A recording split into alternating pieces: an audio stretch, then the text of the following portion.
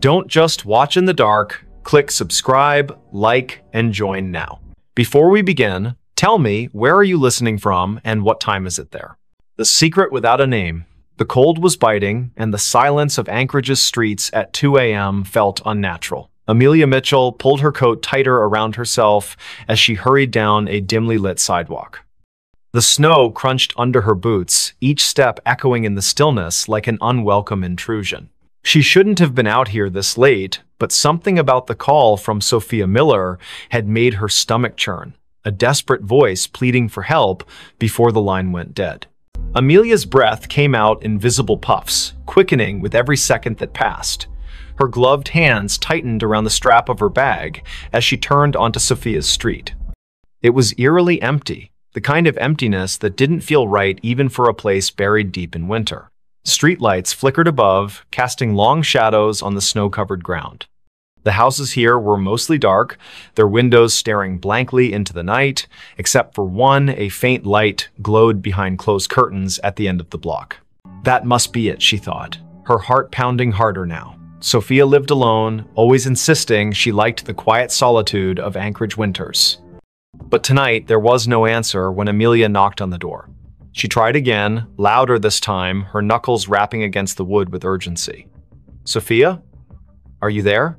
Only silence greeted her, broken only by the distant hum of power lines swaying in the wind. She reached for her phone to call again, but just as her thumb hovered over the screen, she heard it a faint creak from inside the house.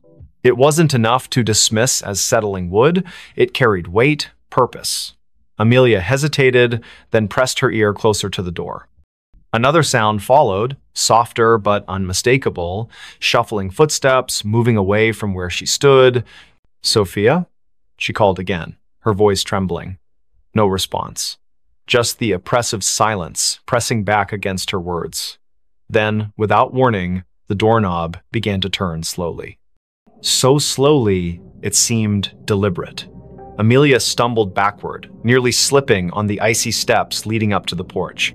Her pulse roared in her ears as the door swung open wide, revealing nothing but darkness beyond. There was no one there, not immediately anyway. But as Amelia forced herself to peer inside, she noticed something odd, a trail of wet footprints leading further into the house. They weren't hers. They couldn't be. She hadn't stepped inside yet. And they weren't fresh either, not entirely.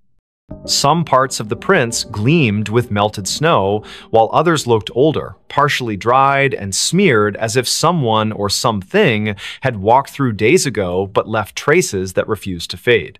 Against her better judgment, Amelia stepped inside. The warmth of the house hit her instantly, though it brought little comfort. Something about the air felt wrong, stale, heavy, as if it hadn't circulated properly in weeks. She glanced around the living room, taking in the familiar clutter of books and photographs scattered across shelves. Everything seemed normal, until she saw the photo frame lying face down on the coffee table. She picked it up cautiously, turning it over. It was a picture of Sophia smiling brightly next to Jackson Cole, her boyfriend or ex-boyfriend, depending on who you asked. Their faces were scratched out violently, gouges cutting through the glass like angry scars.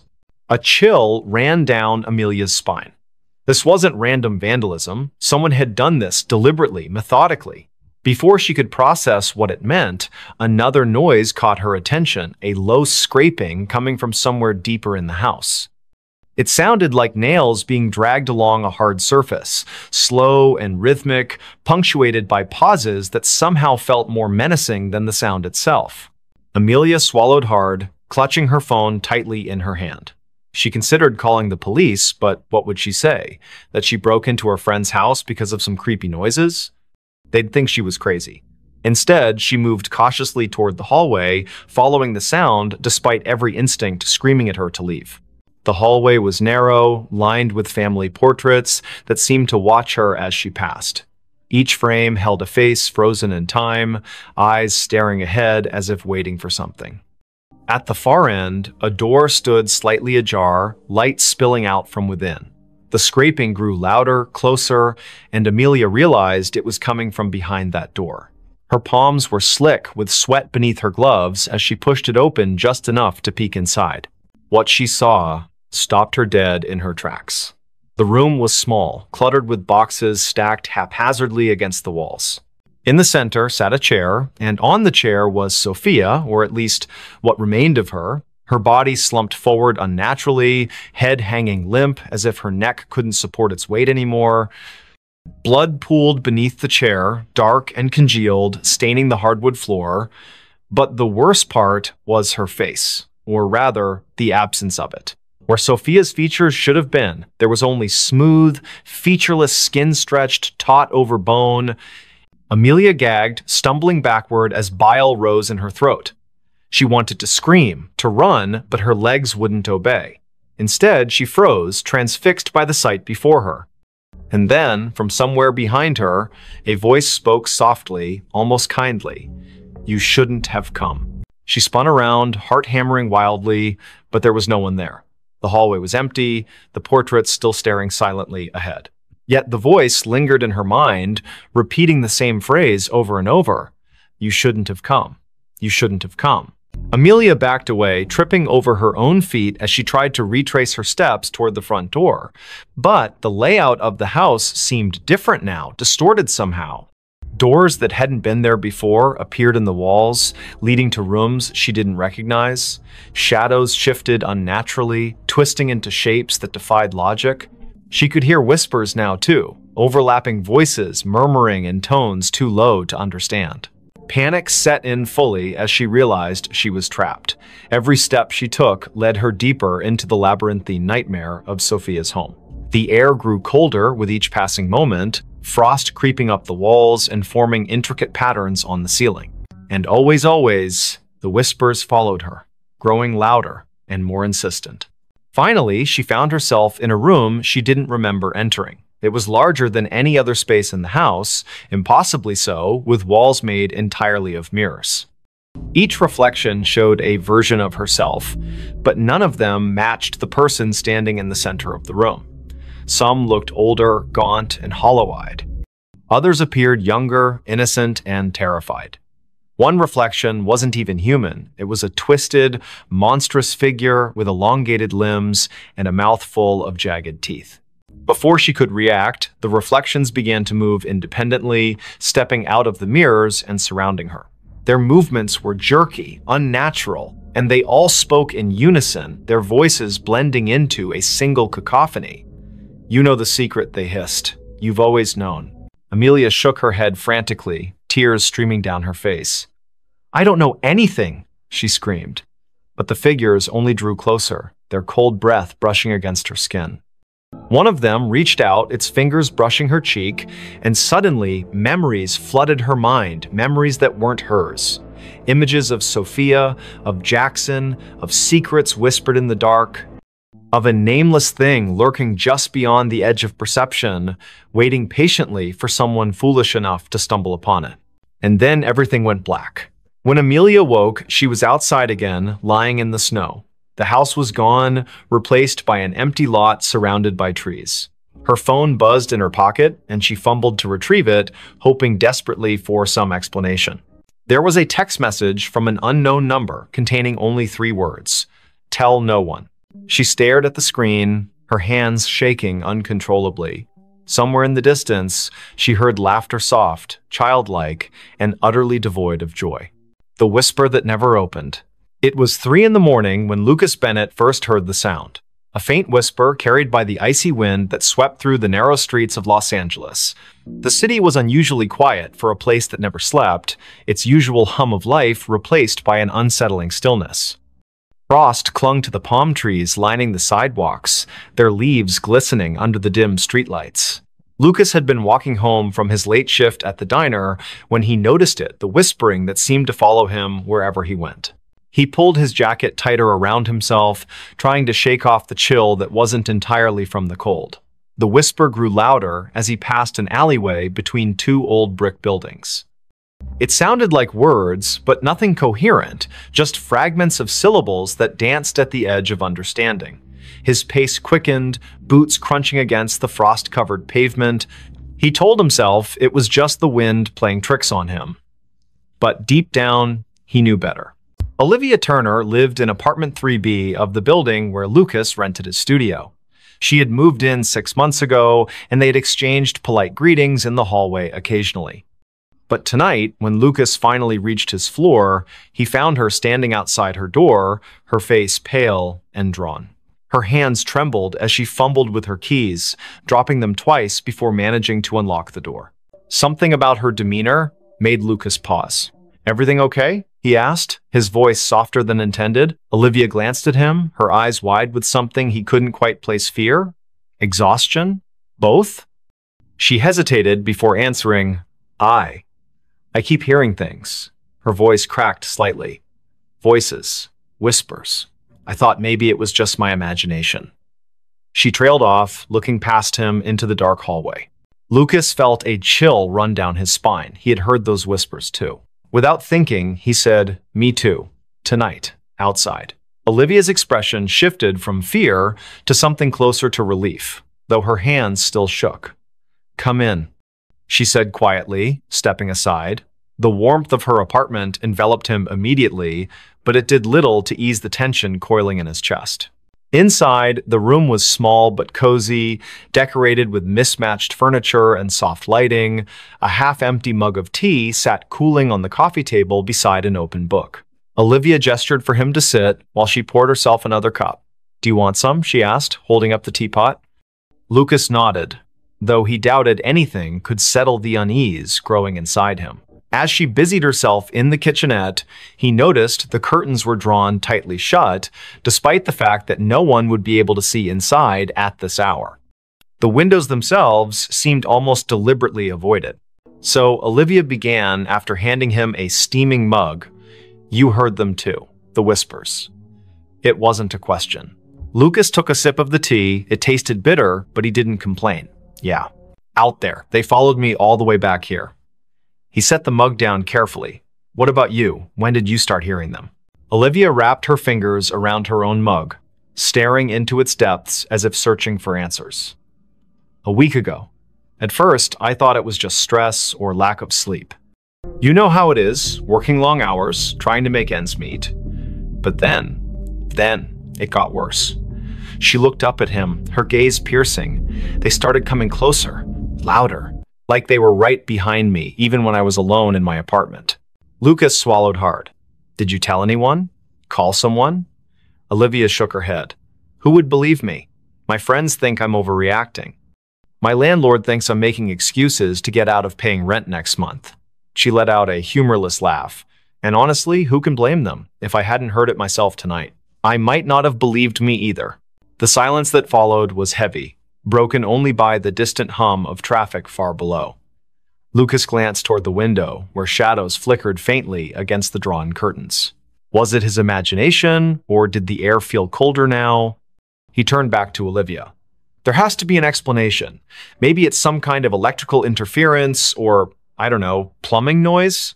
Even as he said it, the words sounded hollow. Neither of them believed it. Olivia leaned forward, lowering her voice. "There's something else. Last night, I saw someone or something standing outside my window. Just a figure, barely visible through the frost. It didn't move, just stood there, watching." Her breath hitched. "When I went to check, there was no one there. No footprints, nothing. But the feeling, it stayed with me. Like I wasn't alone anymore." Lucas felt a knot tighten in his stomach. He wanted to dismiss her story as paranoia, but the memory of the whispers he'd heard earlier lingered vividly in his mind. "Have you tried leaving? Going somewhere else for a few days?" She shook her head again. "I can't afford to leave. And besides," she hesitated, glancing toward the window once more, "it feels like it's following me. Wherever I go, whatever I do, it's always there, waiting." The weight of her words settled over them like a suffocating blanket. Lucas finished his tea, setting the empty mug aside. "We should figure this out together," he said finally. "Whatever it is, if it's real, we'll find a way to stop it." Olivia gave him a small, grateful smile, but her eyes remained haunted. Over the next hour, they talked about everything they could remember. The timing of the whispers, any patterns or triggers, whether they had noticed anything unusual in their daily routines. The conversation helped distract them temporarily, but neither could shake the sense that they were being watched. Every creak of the building, every gust of wind outside, sent jolts of adrenaline coursing through their veins. Eventually, Lucas realized he needed to get back to his own apartment. Reluctantly, he stood, thanking Olivia for the tea. She walked him to the door, her hand lingering on the doorknob. "Be careful," she whispered, "and if you hear anything again, don't go looking for it." He nodded, forcing a reassuring smile he didn't feel. "You too. Lock your door tight." With that, he stepped out into the hallway, closing the door softly behind him. For a moment, he stood there, listening. The whispers weren't audible now, but the oppressive silence felt just as menacing. Back in his studio, Lucas locked his door and double-checked the windows. He debated calling someone, anyone, but who would he call? Who would understand, without dismissing him outright? Instead, he lay down on his bed, staring at the ceiling as exhaustion slowly crept over him. Sleep came fitfully, plagued by dreams of shadowy figures and unintelligible voices echoing endlessly in his ears. The next morning brought little relief. Though the sun eventually rose, casting weak light over the frost-laden city, the oppressive atmosphere remained. Lucas called in sick to work, unable to face the idea of leaving his apartment. Around noon, there was a knock at his door. It was Olivia, carrying a bag of groceries and wearing a nervous smile. "I figured we could use some supplies," she said, stepping inside, "and maybe staying together will help." Lucas didn't argue. Together, they spent the day researching local legends, urban myths, anything that might explain what was happening. They scoured forums, read articles, even dug into old newspaper archives online. Most of it was nonsense ghost stories and conspiracy theories, but one thread caught their attention. A user named Silent Watcher had posted about a series of disappearances in Los Angeles during the winter months over the past decade. The cases were unsolved, dismissed as runaways or accidents, but certain details stood out. Witnesses reported hearing strange noises before the victims vanished. Some claimed to have seen shadowy figures lurking near windows or alleys. The posts were vague, but the similarities were impossible to ignore. As evening fell, the temperature dropped sharply. The heater struggled to keep up, and both Lucas and Olivia found themselves bundled in blankets, huddled together on the couch. The whispers returned, louder this time, seeping through the walls like water. They exchanged panicked looks, hearts pounding in unison. Whatever it was getting closer. Desperation drove them to action. Armed with flashlights and makeshift weapons, a baseball bat for Lucas, a kitchen knife for Olivia, they ventured into the hallway. The whispers surrounded them now, forming a cacophony of disjointed sounds that clawed at their sanity. Each step felt heavier than the last, as if the air itself resisted their movement. At the end of the hallway, the emergency exit stood ajar, frost creeping inward. Beyond it lay the fire escape, descending into darkness. Lucas hesitated, gripping the bat tightly. "Do we really want to know what's out there?" he whispered. Olivia didn't answer, her eyes fixed on the gap. Slowly, they stepped through, bracing themselves for whatever awaited them. The metal stairs groaned under their weight, each step echoing ominously in the frigid night. Below, the alley was shrouded in shadow, the streetlights casting long, distorted reflections on the icy ground. Movement caught the corner of Lucas's eye, a flicker, gone before he could focus. Then another, and another. Shapes darted between the buildings, fleeting glimpses of something humanoid, yet wrong. "Run," Olivia hissed, clutching his arm. They bolted down the remaining steps, slipping on patches of ice as they fled. Behind them, the whispers erupted into a deafening roar, filling the air with chaotic sound. Shadows converged, twisting and writhing like living smoke. Panic surged through Lucas's veins as he realized they were being hunted. They rounded a corner, breaths ragged, legs burning. Ahead, a familiar figure emerged from the darkness. It was Benjamin Hayes, a neighbor whose face they recognized, but whose name they rarely spoke. His expression was blank, his movements mechanical. He raised a hand, pointing toward an abandoned warehouse across the street. "In there," he said, his voice devoid of emotion. "You'll find answers." Without hesitation, they obeyed, bursting through the rusted doors of the warehouse. Inside, the air was thick with decay and dampness. Faint traces of graffiti adorned the crumbling walls, remnants of a forgotten era. In the center of the vast space stood a wooden crate, its surface etched with symbols neither of them recognized. Above it hovered a swirling mass of darkness, pulsating rhythmically like a heartbeat. Olivia approached cautiously, her knife trembling in her grip. "What is this?" she murmured, reaching out. Lucas grabbed her wrist, pulling her back. "Don't touch it," he snapped. But it was too late. The moment her fingers brushed the crate, the world around them dissolved into chaos. Images flooded their minds, faces screaming silently, hands clawing at unseen barriers, voices pleading for release. The whispers coalesced into a single, thunderous command. Open me now." Lucas staggered backward, clutching his head as the vision overwhelmed him. Olivia collapsed to her knees, tears streaming down her face. "I can't," she choked out. "I can't stop it." The darkness expanded, consuming the warehouse, swallowing everything in its path. Somewhere in the distance, Benjamin's voice echoed faintly. "You shouldn't have come here." And then, silence. When Lucas opened his eyes, he was alone. The warehouse was gone, replaced by an endless void. Whispers surrounded him, louder than ever, pressing against his skull until he thought it might burst. He screamed, but no sound escaped. The last thing he saw before the darkness claimed him completely was the crate, floating impossibly in the emptiness, its lid inching open.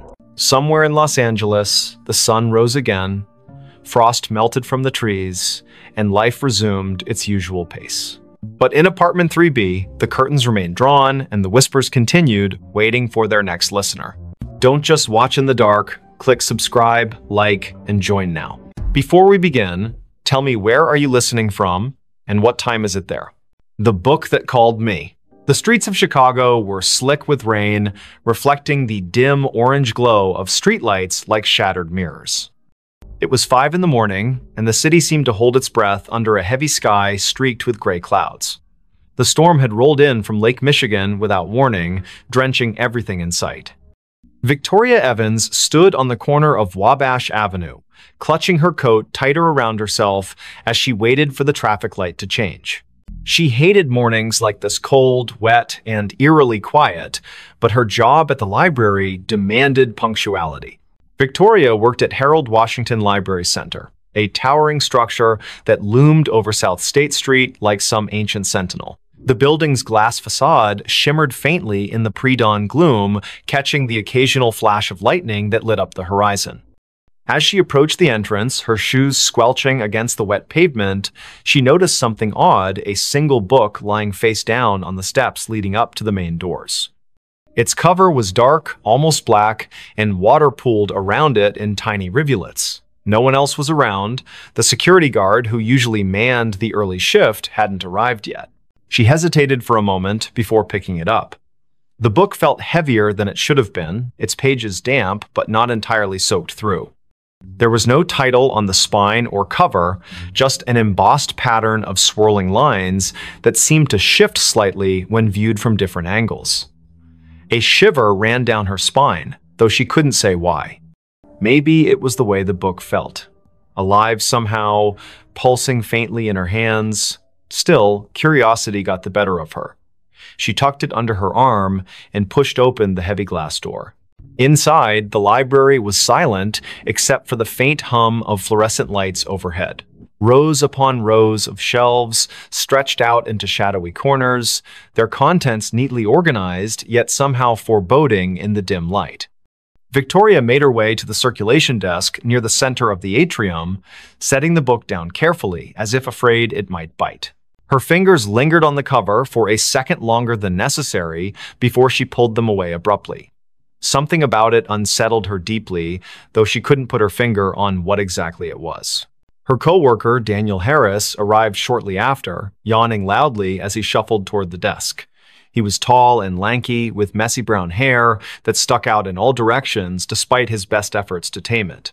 "Morning, Vic," he muttered, glancing briefly at the book before shrugging. "What's this?" "I found it outside," Victoria replied, keeping her voice low so as not to disturb the stillness.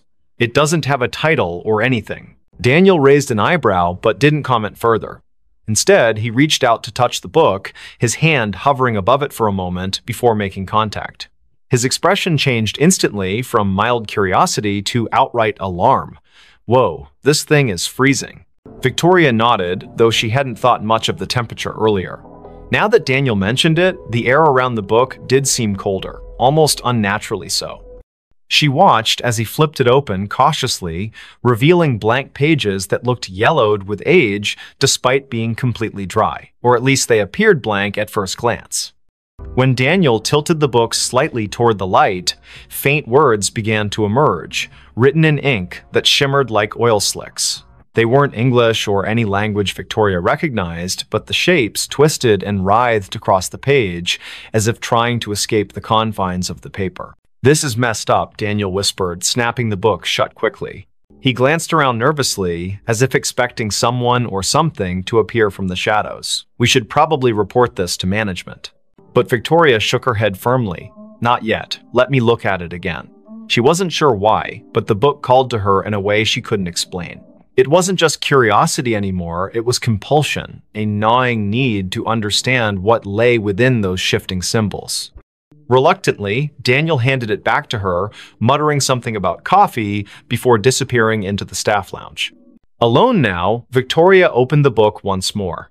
This time, the sensation was stronger, the weight of unseen eyes watching her every move. The text seemed clearer too, forming jagged patterns that pulsed rhythmically, almost like a heartbeat. Without realizing it, she leaned closer, her nose nearly brushing the surface of the page.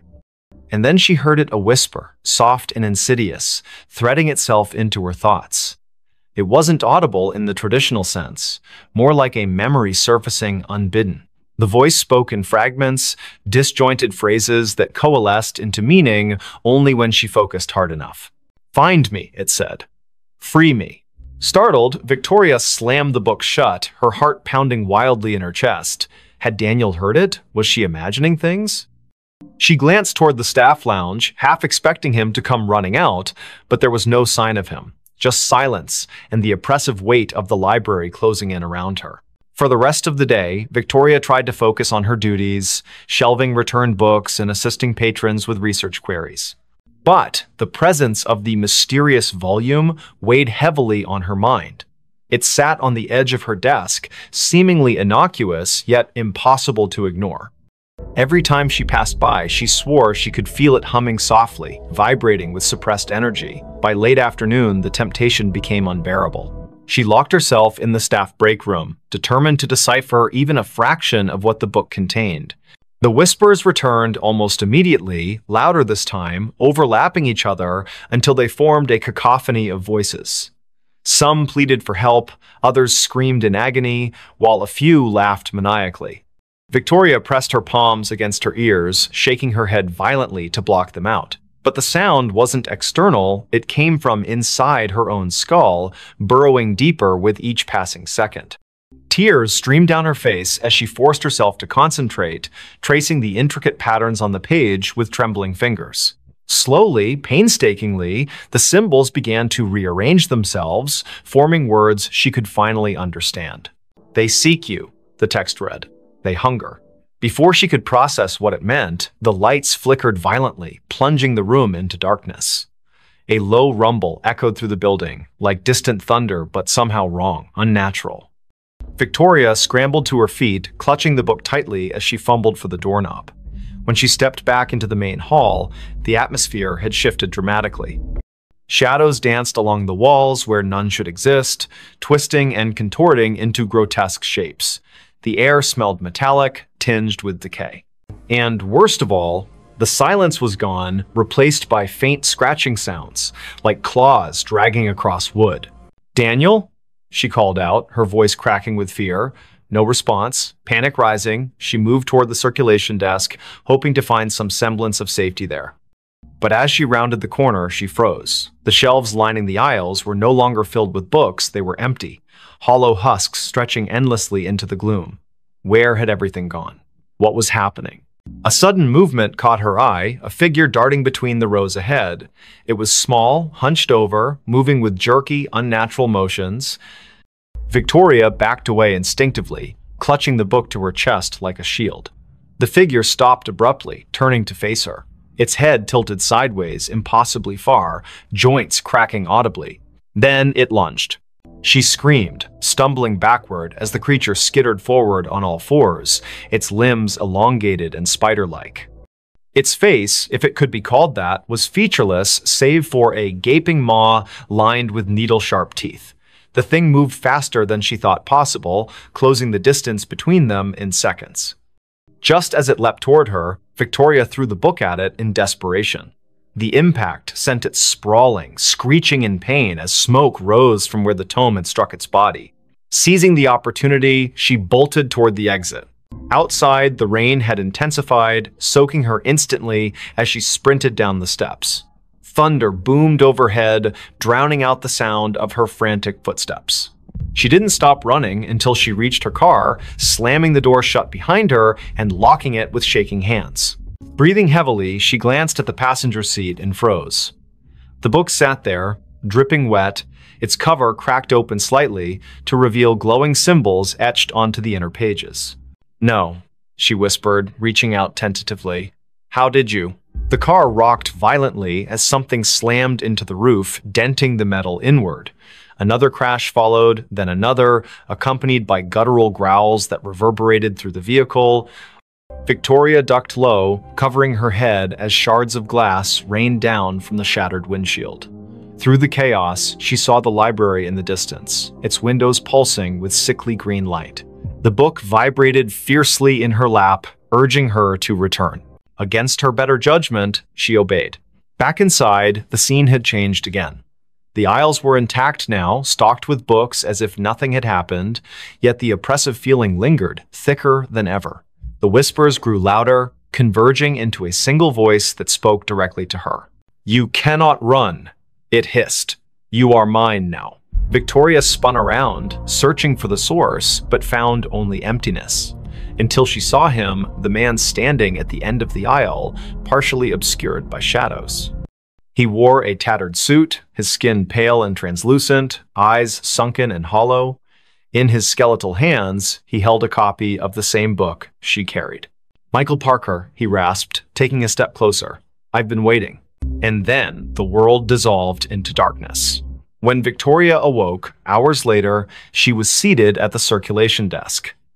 The library was empty, bathed in the golden light of dawn filtering through the windows.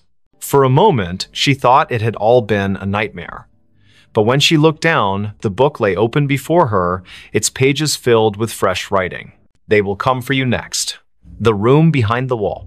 Rain poured relentlessly over Anchorage as Daniel Harris drove through the deserted streets of the city just before dawn. The windshield wipers struggled to keep up with the deluge, while his headlights barely pierced the darkness, reflecting off the slick asphalt where puddles grew larger by the minute. He had moved to Alaska 3 months ago, seeking a fresh start after his divorce, finding solace in the isolation and cold weather that matched his mood. His new job at the local library kept him busy during the day, but the nights were long and lonely in his rented apartment on the outskirts of town. Daniel gripped the steering wheel tighter as he turned onto his street, noticing something unusual about his building. The third-floor window of his apartment was illuminated, though he distinctly remembered turning off all the lights before leaving for his early morning drive. A chill ran down his spine that had nothing to do with the Alaskan spring air seeping through the car's vents. He parked and sat for a moment, watching the rain streak down his windshield while debating whether to call the police or investigate himself. The rational part of his mind told him it was probably just a blown fuse or faulty wiring, but something about the yellow glow emanating from behind the curtains felt wrong. As he stepped out of the car, the cold rain immediately soaked through his jacket, and he could feel the water pooling in his shoes. The street was eerily silent except for the sound of rain hitting every available surface. No other cars passed by, no neighbors peeked out their windows. It was as if the entire neighborhood had been abandoned except for him and whatever waited inside his apartment. Reaching his door, he hesitated before inserting the key.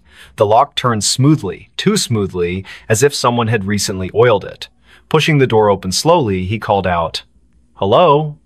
though his voice barely rose above a whisper. The hallway light was on, which he definitely hadn't left that way. His heart pounded in his chest as he stepped inside, closing the door behind him with a soft click.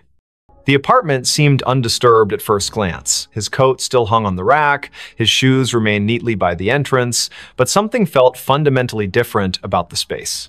As he moved further into the living room, he noticed small details that sent warning signals through his mind. The books on his coffee table were slightly askew, not dramatically so, but enough to suggest they'd been handled recently. His laptop, which he always closed when leaving, was open and displaying the screensaver. More disturbingly, there was a faint smell in the air, something metallic and organic that made his stomach churn. It wasn't quite blood, but it carried the same primal warning that danger had been here, lingered, and might return at any moment. The bedroom door was ajar, and against his better judgment, Daniel pushed it open wider. Everything appeared normal until he noticed the closet door was slightly open, revealing a shadowy gap between the wall and the frame. He never left that door open, not since moving in. As he approached, he heard a soft creak from somewhere deep within the walls, like wood settling but with an unnatural rhythm. The sound repeated itself, growing louder and more insistent, then stopped abruptly.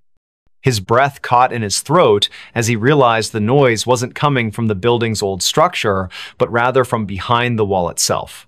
The next morning, Victoria Evans arrived at Daniel's apartment complex for their scheduled meeting. They had connected through a local support group for newcomers to Anchorage, bonding over their shared experiences of adjusting to life in Alaska.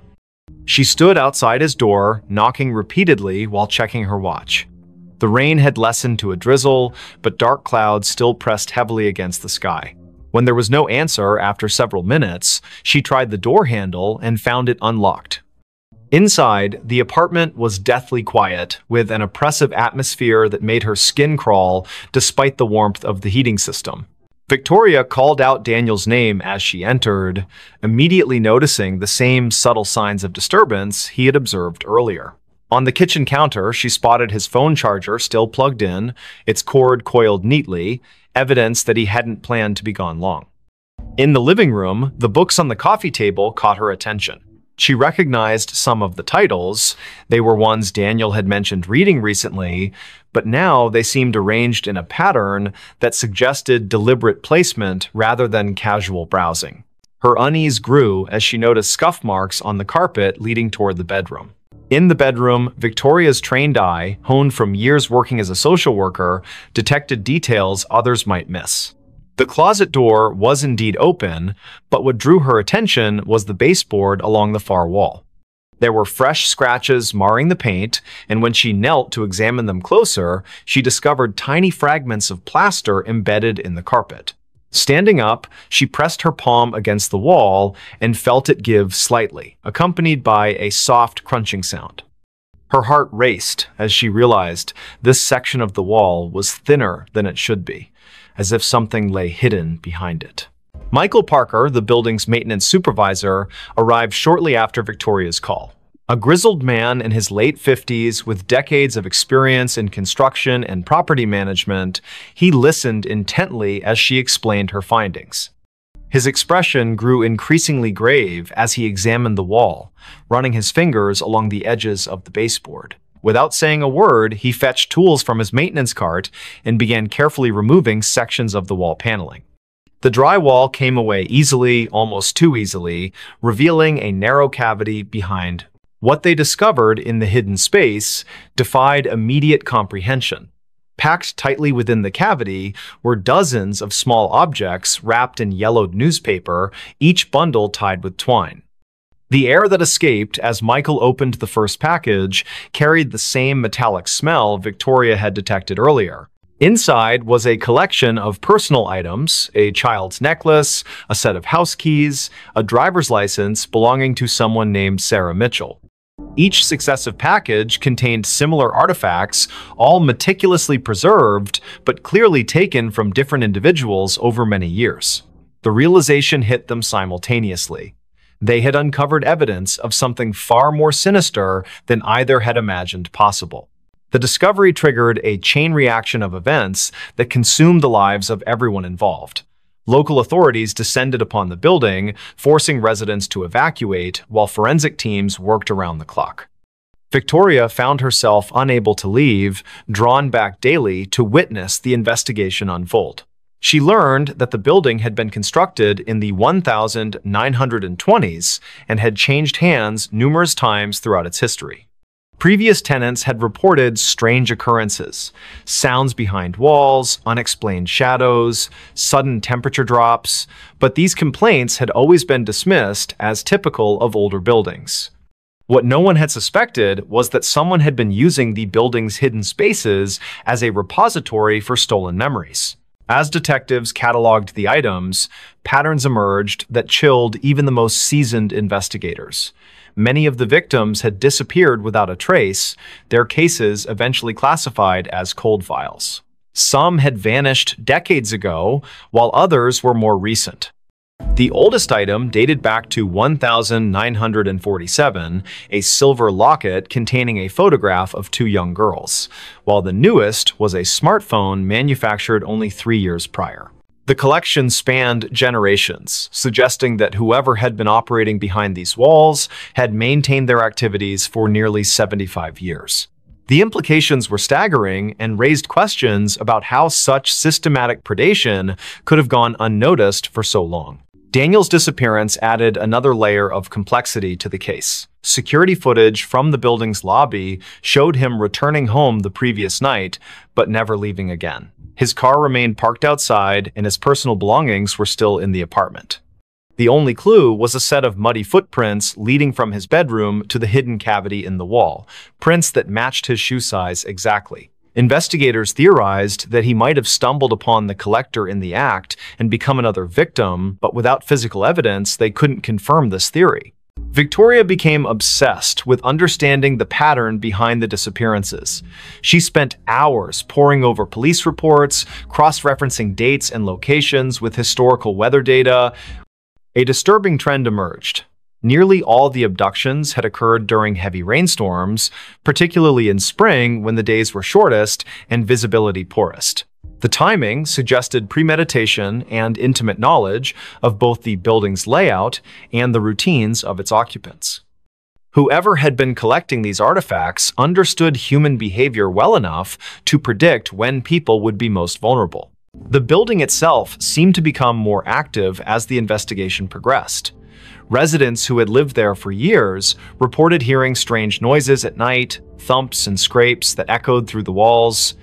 The heating system developed inexplicable malfunctions, causing rooms to alternate between freezing and sweltering temperatures.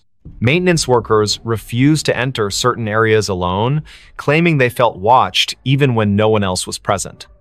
Most disturbingly, several people reported seeing fleeting shadows move across walls where no source of light could account for them. Forensic examination of the hidden cavity revealed additional horrors. Deep gouges marred the wooden framework, and analysis showed traces of human tissue embedded in the splinters. Blood spatter patterns suggested violent struggles had taken place within the confined space, though the lack of bodies complicated efforts to reconstruct specific events.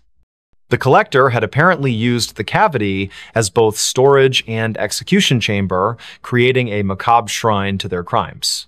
Experts noted that the care taken in preserving each artifact spoke to a deep psychological pathology, possibly rooted in trauma or obsession. Detectives identified a potential suspect through painstaking research into the building's ownership history. A man named Edgar Thompson had purchased the property in 1946 and managed it until his death in 1982. Records showed he had lived in the very apartment where Daniel had resided, and multiple former tenants recalled rumors about strange noises emanating from his unit.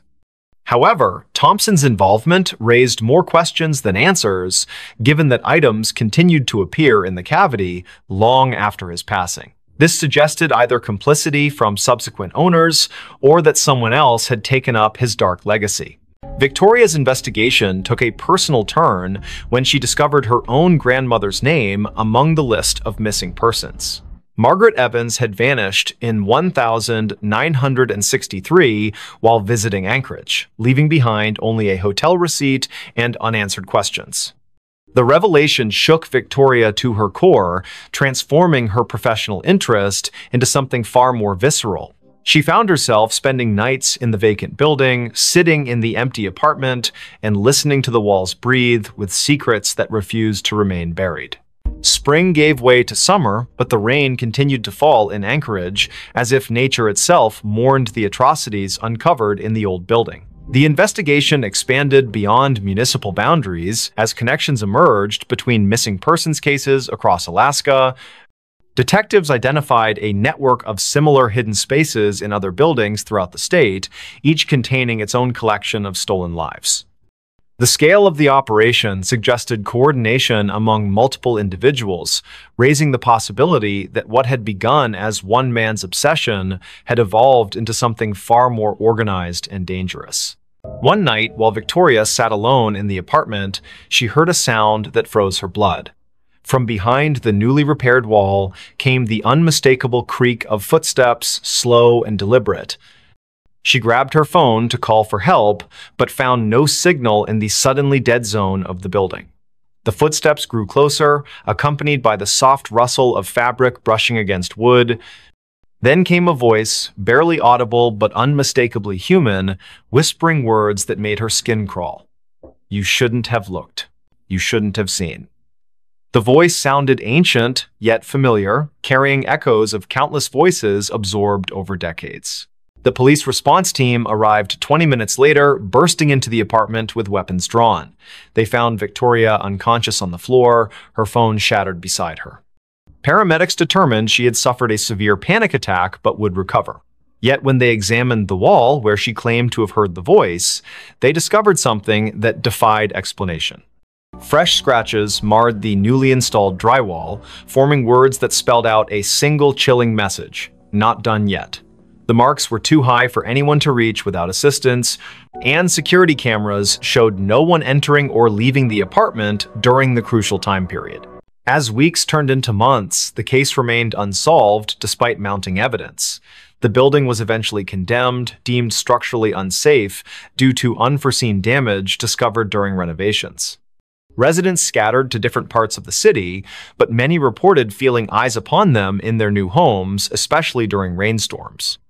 Victoria returned to her work as a social worker, but found herself constantly looking over her shoulder, certain that whatever had operated in those walls continued to watch from the shadows. The last anyone saw of Daniel Harris was captured by a traffic camera 2 blocks from his apartment on the night he disappeared. The footage showed him walking briskly through the rain, occasionally glancing over his shoulder as if pursued. His image blurred momentarily, then reappeared moving in the opposite direction, though no one else appeared in frame. When enhanced, the video revealed something impossible. His reflection in a storefront window showed him reaching toward the camera with an expression of pure terror, though his physical form continued walking away. The file remains archived, awaiting technological advances that might explain the anomaly. Today, the building stands empty on the outskirts of Anchorage, its windows boarded up and its doors sealed with official notices.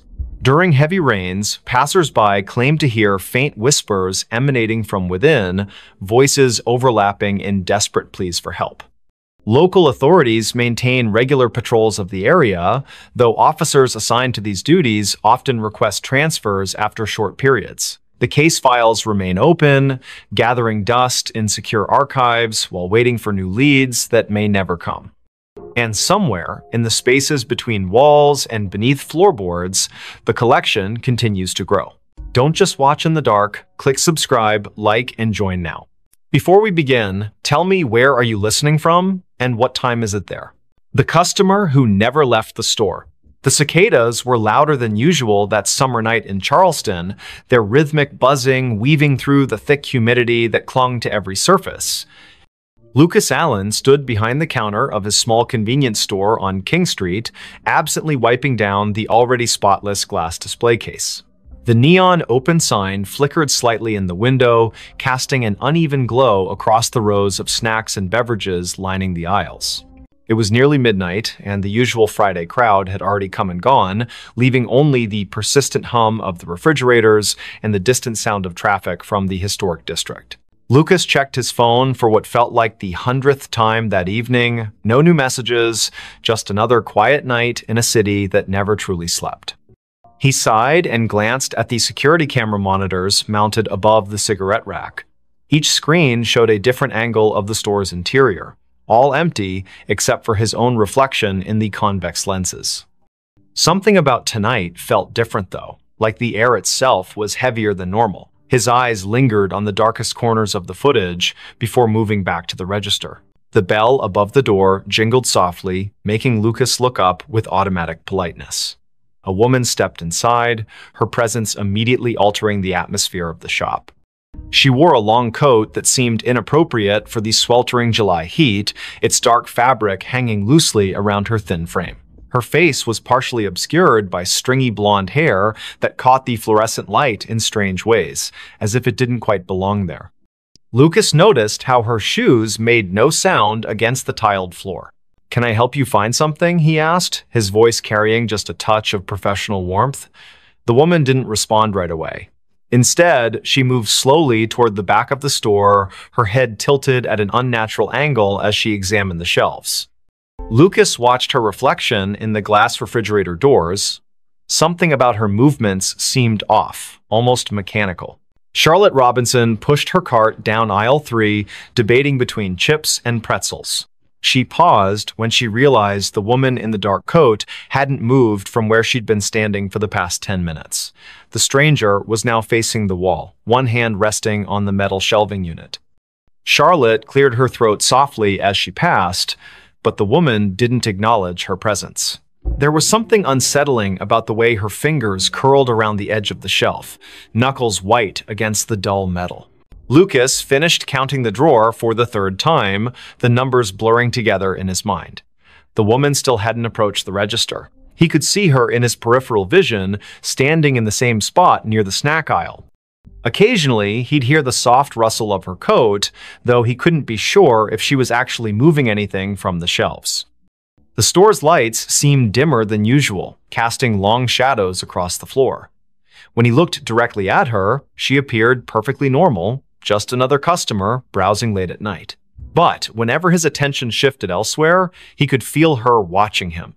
Amelia Mitchell entered the store 20 minutes later, her nurse's scrubs still damp from walking through the humid night air. She needed headache medicine after her double shift at Roper Street Francis Hospital. The first thing she noticed was the temperature.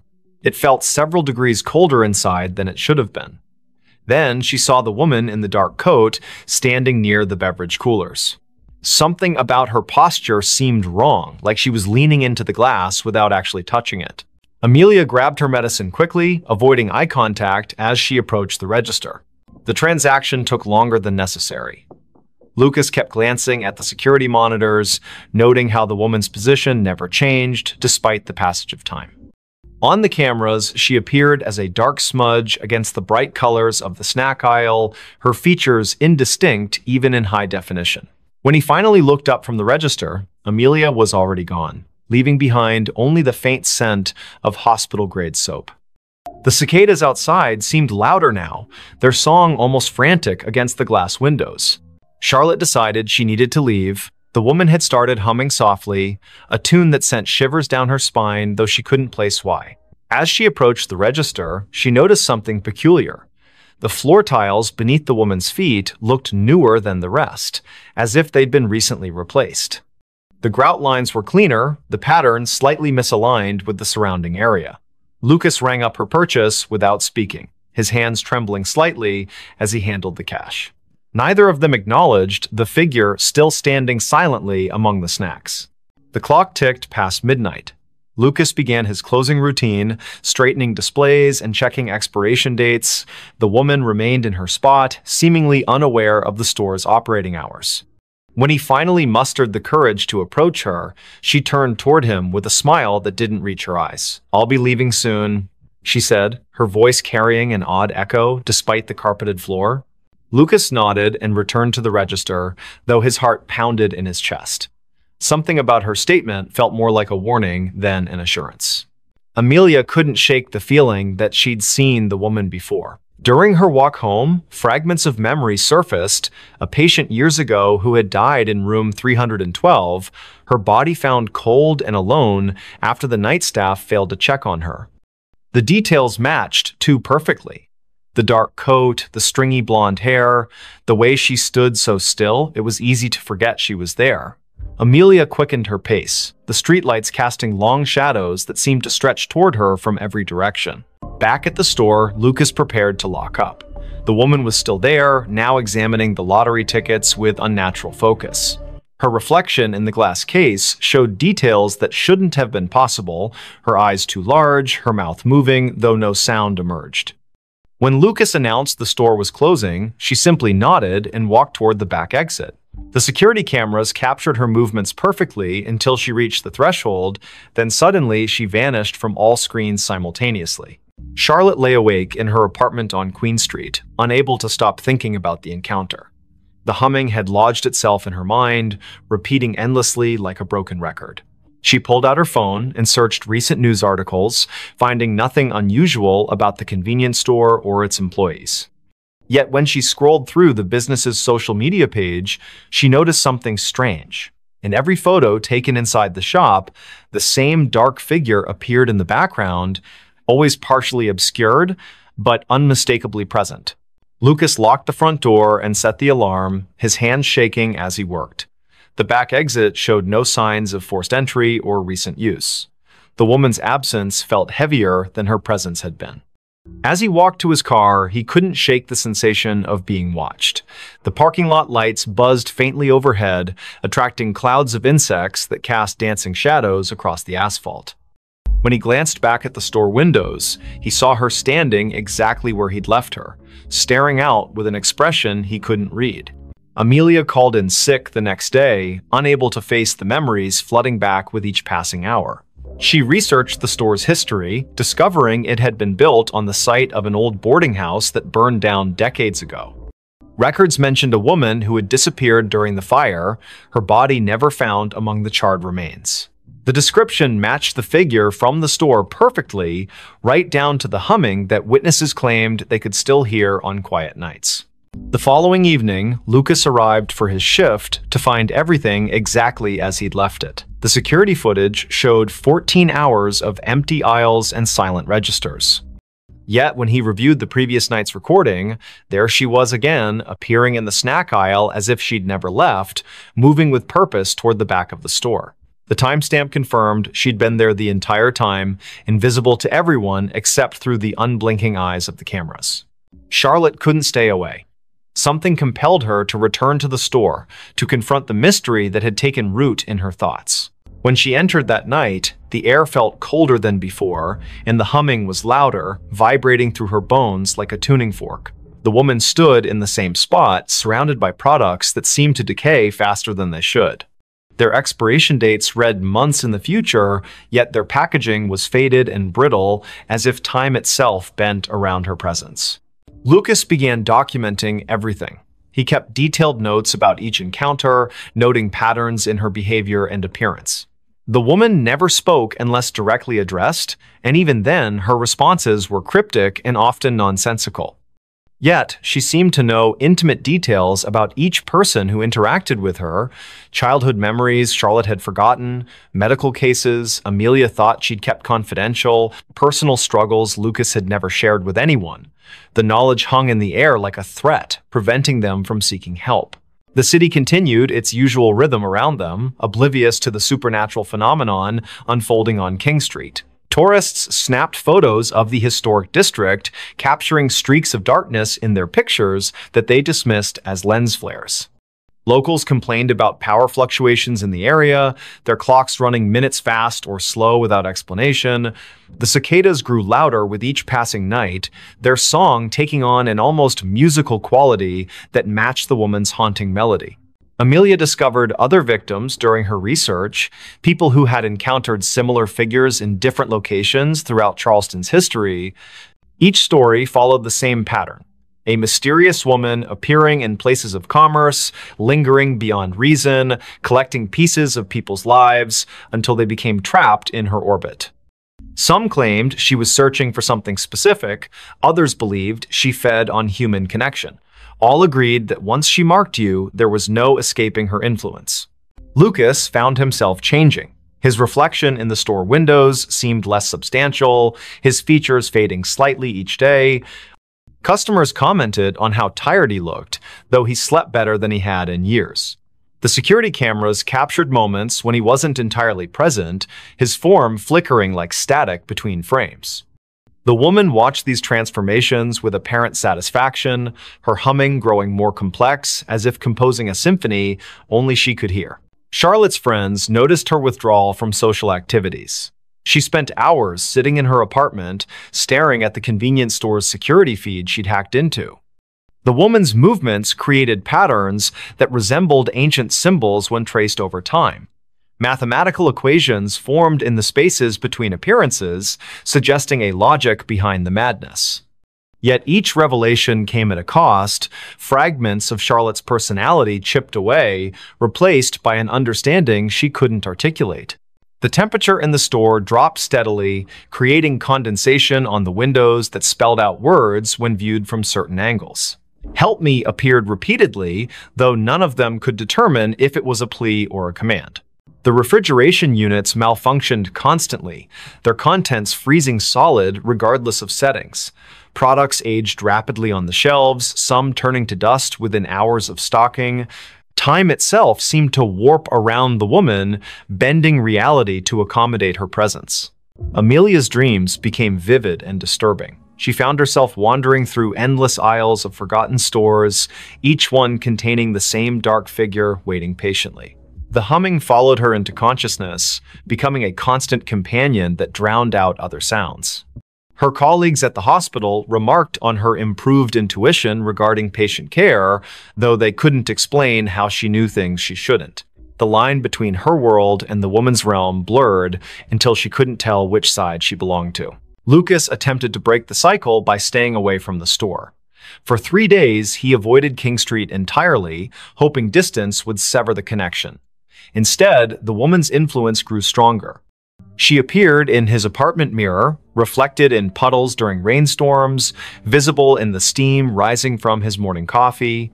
The humming never ceased, matching his heartbeat until he couldn't distinguish between internal and external sounds. His attempts to warn others fell on deaf ears, their faces blank as if seeing through him. Charlotte documented everything obsessively, filling notebooks with observations and calculations. The patterns revealed themselves gradually, forming a complex web of connections between victims across generations. Each person had experienced loss or isolation significant enough to create a void the woman could fill. They had sought comfort in material possessions, believing wealth or convenience could replace human connection. The realization hit her like a physical blow. They were all customers who had never truly left the store, trapped by their own desires. The final confrontation occurred on the hottest night of the summer. The cicadas screamed in harmony with the humming, their combined song shaking the glass in the store's windows. Lucas, Charlotte, and Amelia found themselves drawn back to the convenience store despite their efforts to resist. The woman waited for them in aisle 3, her dark coat billowing as if caught in a wind that didn't exist. Her smile revealed too many teeth, each one gleaming like polished stone. "You've learned," she said, her voice resonating through the empty store. But learning isn't enough. The floor tiles beneath them shifted, revealing the foundation of the old boarding house. Charred wood and ash filled the space where modern construction should have been.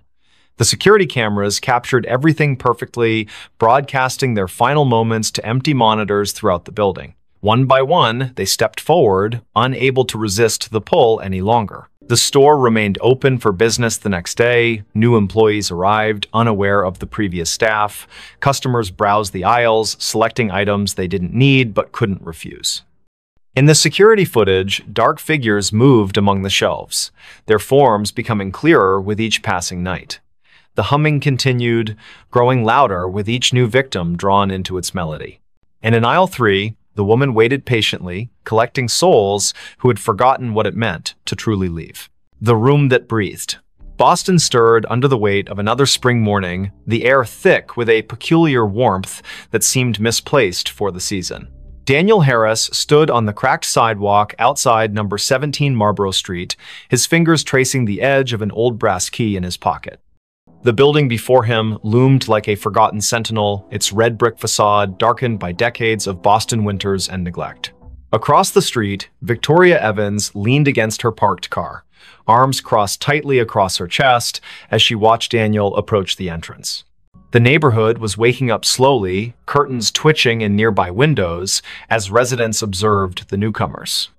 Michael Parker emerged from the alley beside the building, his camera slung around his neck, capturing the uneven angles of the structure with professional precision. "This place gives me the creeps," he muttered, though his lens stayed trained on the upper floors, where shadows seemed to move independently of the rising Sunday. Daniel's footsteps echoed hollowly as he climbed the worn stone steps to the front door. The wood beneath his feet felt spongy, yielding slightly with each step. He paused at the threshold, glancing back at his companions. Victoria gave him a tight smile while Michael adjusted his camera settings, seemingly oblivious to the faint scraping sound coming from somewhere deep within the building. The key turned with unexpected ease, revealing a vestibule that smelled of damp paper and something else. Something metallic and sharp. Inside, the air was unnaturally still, as if the house itself was holding its breath. Dust motes hung suspended in shafts of weak morning light that filtered through grimy windows. To their left, a staircase spiraled upward into darkness, its banister wrapped in layers of peeling paint. Directly ahead, a hallway stretched toward the rear of the building, lined with doors that seemed to lean inward as if drawn by some invisible force. The wallpaper, once elegant, now peeled away in long strips that curled toward the floor like dead leaves. Victoria's heels clicked against the hardwood as she moved to examine a series of framed photographs hanging crookedly on the wall. Her fingers hovered above the glass but didn't touch. "These pictures," she began, her voice dropping to a whisper. In each frame, people stood stiffly posed, their eyes fixed on something just beyond the camera's view. What disturbed them most was the background. Through windows behind the subjects, they could see the same room appearing in every photograph, its details shifting subtly but unmistakably present in each era depicted. Michael joined her, his camera clicking softly as he documented the unsettling gallery. "That's impossible," he said, pointing to one particular image. "Look at the dress styles. These photos span nearly a century, but that room." His voice trailed off as he noticed something moving in the corner of the frame. When he looked up, the hallway appeared empty, yet the sensation of being watched pressed heavily against his skin. The temperature dropped suddenly, causing their breath to mist in the air. From somewhere above came the distinct sound of footsteps, slow and deliberate, pacing back and forth across the ceiling. Daniel called out, his voice echoing unnaturally loud in the confined space. The footsteps stopped immediately, followed by complete silence that seemed to vibrate through the very walls. Then came a new sound, a soft, rhythmic creaking like the gentle expansion and contraction of old wood. But this wasn't coming from the structure itself. It was emanating from the room at the end of the hall, pulsing with a life of its own. Daniel took the first step toward the source of the sound, his palm slick against the railing of the staircase. The wooden steps groaned beneath his weight, each complaint sounding louder than the last. Halfway up, he paused, certain he'd heard whispered words trailing after him like cobwebs brushing against his ears. Victoria followed close behind, her hand occasionally reaching out to steady herself against the wall, only to pull back sharply each time her fingers made contact. The wallpaper felt warm to the touch, almost feverish, and when she looked closely, she thought she saw veins of black mold spreading outward from each point of contact. At the top landing, they found themselves facing 3 doors, each painted a different shade of gray that seemed to shift depending on how long you stared. The middle door stood slightly ajar, swaying gently, despite the absence of any breeze. Through the gap, they could see movement, not human movement, but something more akin to shadows stretching and retreating across the far wall. Michael raised his camera, framing the scene through the viewfinder, but what he saw through the lens made his hands tremble. The room appeared larger through the camera, its dimensions distorted in ways that defied logic. "Did you hear that?" Victoria's voice cracked as she spoke. They all froze, listening to the sound of breathing, deep, measured inhalations that filled the corridor like waves crashing against a distant shore. The sound wasn't coming from them. It was too synchronized, too deliberate. Daniel reached for the doorknob, his fingers brushing against metal that felt impossibly cold. As his hand closed around it, the breathing hitched, then resumed with greater intensity. The door opened with a reluctant creak, revealing a space that seemed to swallow the available light rather than reflect it. Inside, the air was dense and humid, carrying the scent of earth after rain mixed with something sour and metallic. The walls were covered in what appeared to be ancient wallpaper, but upon closer inspection, they realized it was actually layers of dried, yellowed paper stacked directly onto the plaster. Pages upon pages of handwritten text, fragments of letters and drawings pressed together like geological strata. Some sections seemed to ripple when touched, as if the surface retained some vestige of life. In the center of the room stood an antique writing desk, its surface stained with ink blots that had long since dried black. Victoria approached the desk cautiously, her attention drawn to a leather-bound journal resting open at its center. The handwriting inside was spidery and erratic, the ink varying in color from fresh black to faded brown. As she read the first few lines, her reflection in the window behind the desk caught her eye. She froze, watching as her mirrored self continued reading even after she had lowered the book. The reflection smiled at her, then mouthed words that didn't match her own movements. When she turned to look back at the actual room, she found Daniel staring at her with wide eyes, his lips moving soundlessly. Michael remained in the doorway, his camera trained on the scene unfolding before him. Through the viewfinder, he watched as the room's dimensions shifted imperceptibly, walls bowing inward, then snapping back like living tissue. The floorboards beneath his feet pulsed gently, maintaining the same rhythm as the breathing they had heard earlier. He noticed something new. Symbols carved into the baseboards, their shapes disturbingly familiar. They matched the patterns he had seen in the photographs downstairs, though here they seemed more pronounced, almost angry in their execution. The room grew darker despite the approaching noonday sunday. Shadows lengthened unnaturally, pooling in corners and creating shapes that suggested movement just beyond perception. A soft scratching sound began behind the walls, like fingernails dragged lightly across wood. It started in one corner, then traveled methodically around the perimeter of the room, gaining speed and intensity with each circuit. The breathing deepened, becoming labored, until it sounded like someone struggling for air. Yet no living person occupied the space with them. Daniel moved toward the far wall, drawn by an inexplicable force. His fingers brushed against the paper-covered surface, feeling the individual sheets shift under his touch. Some pages crumbled to dust at his slightest contact, while others felt slick and wet, leaving dark stains on his fingertips. He realized with growing dread that the papers weren't merely covering the wall, they were growing from it, sprouting like fungal growths in the dim light. Words formed and reformed before his eyes, sentences rearranging themselves into coherent paragraphs that told stories of lives lived and lost within these walls. The breathing changed pitch suddenly, becoming higher and more rapid. The room responded physically, its walls expanding outward, then contracting violently. Books fell from shelves that hadn't been there moments before, their pages fluttering like wounded birds.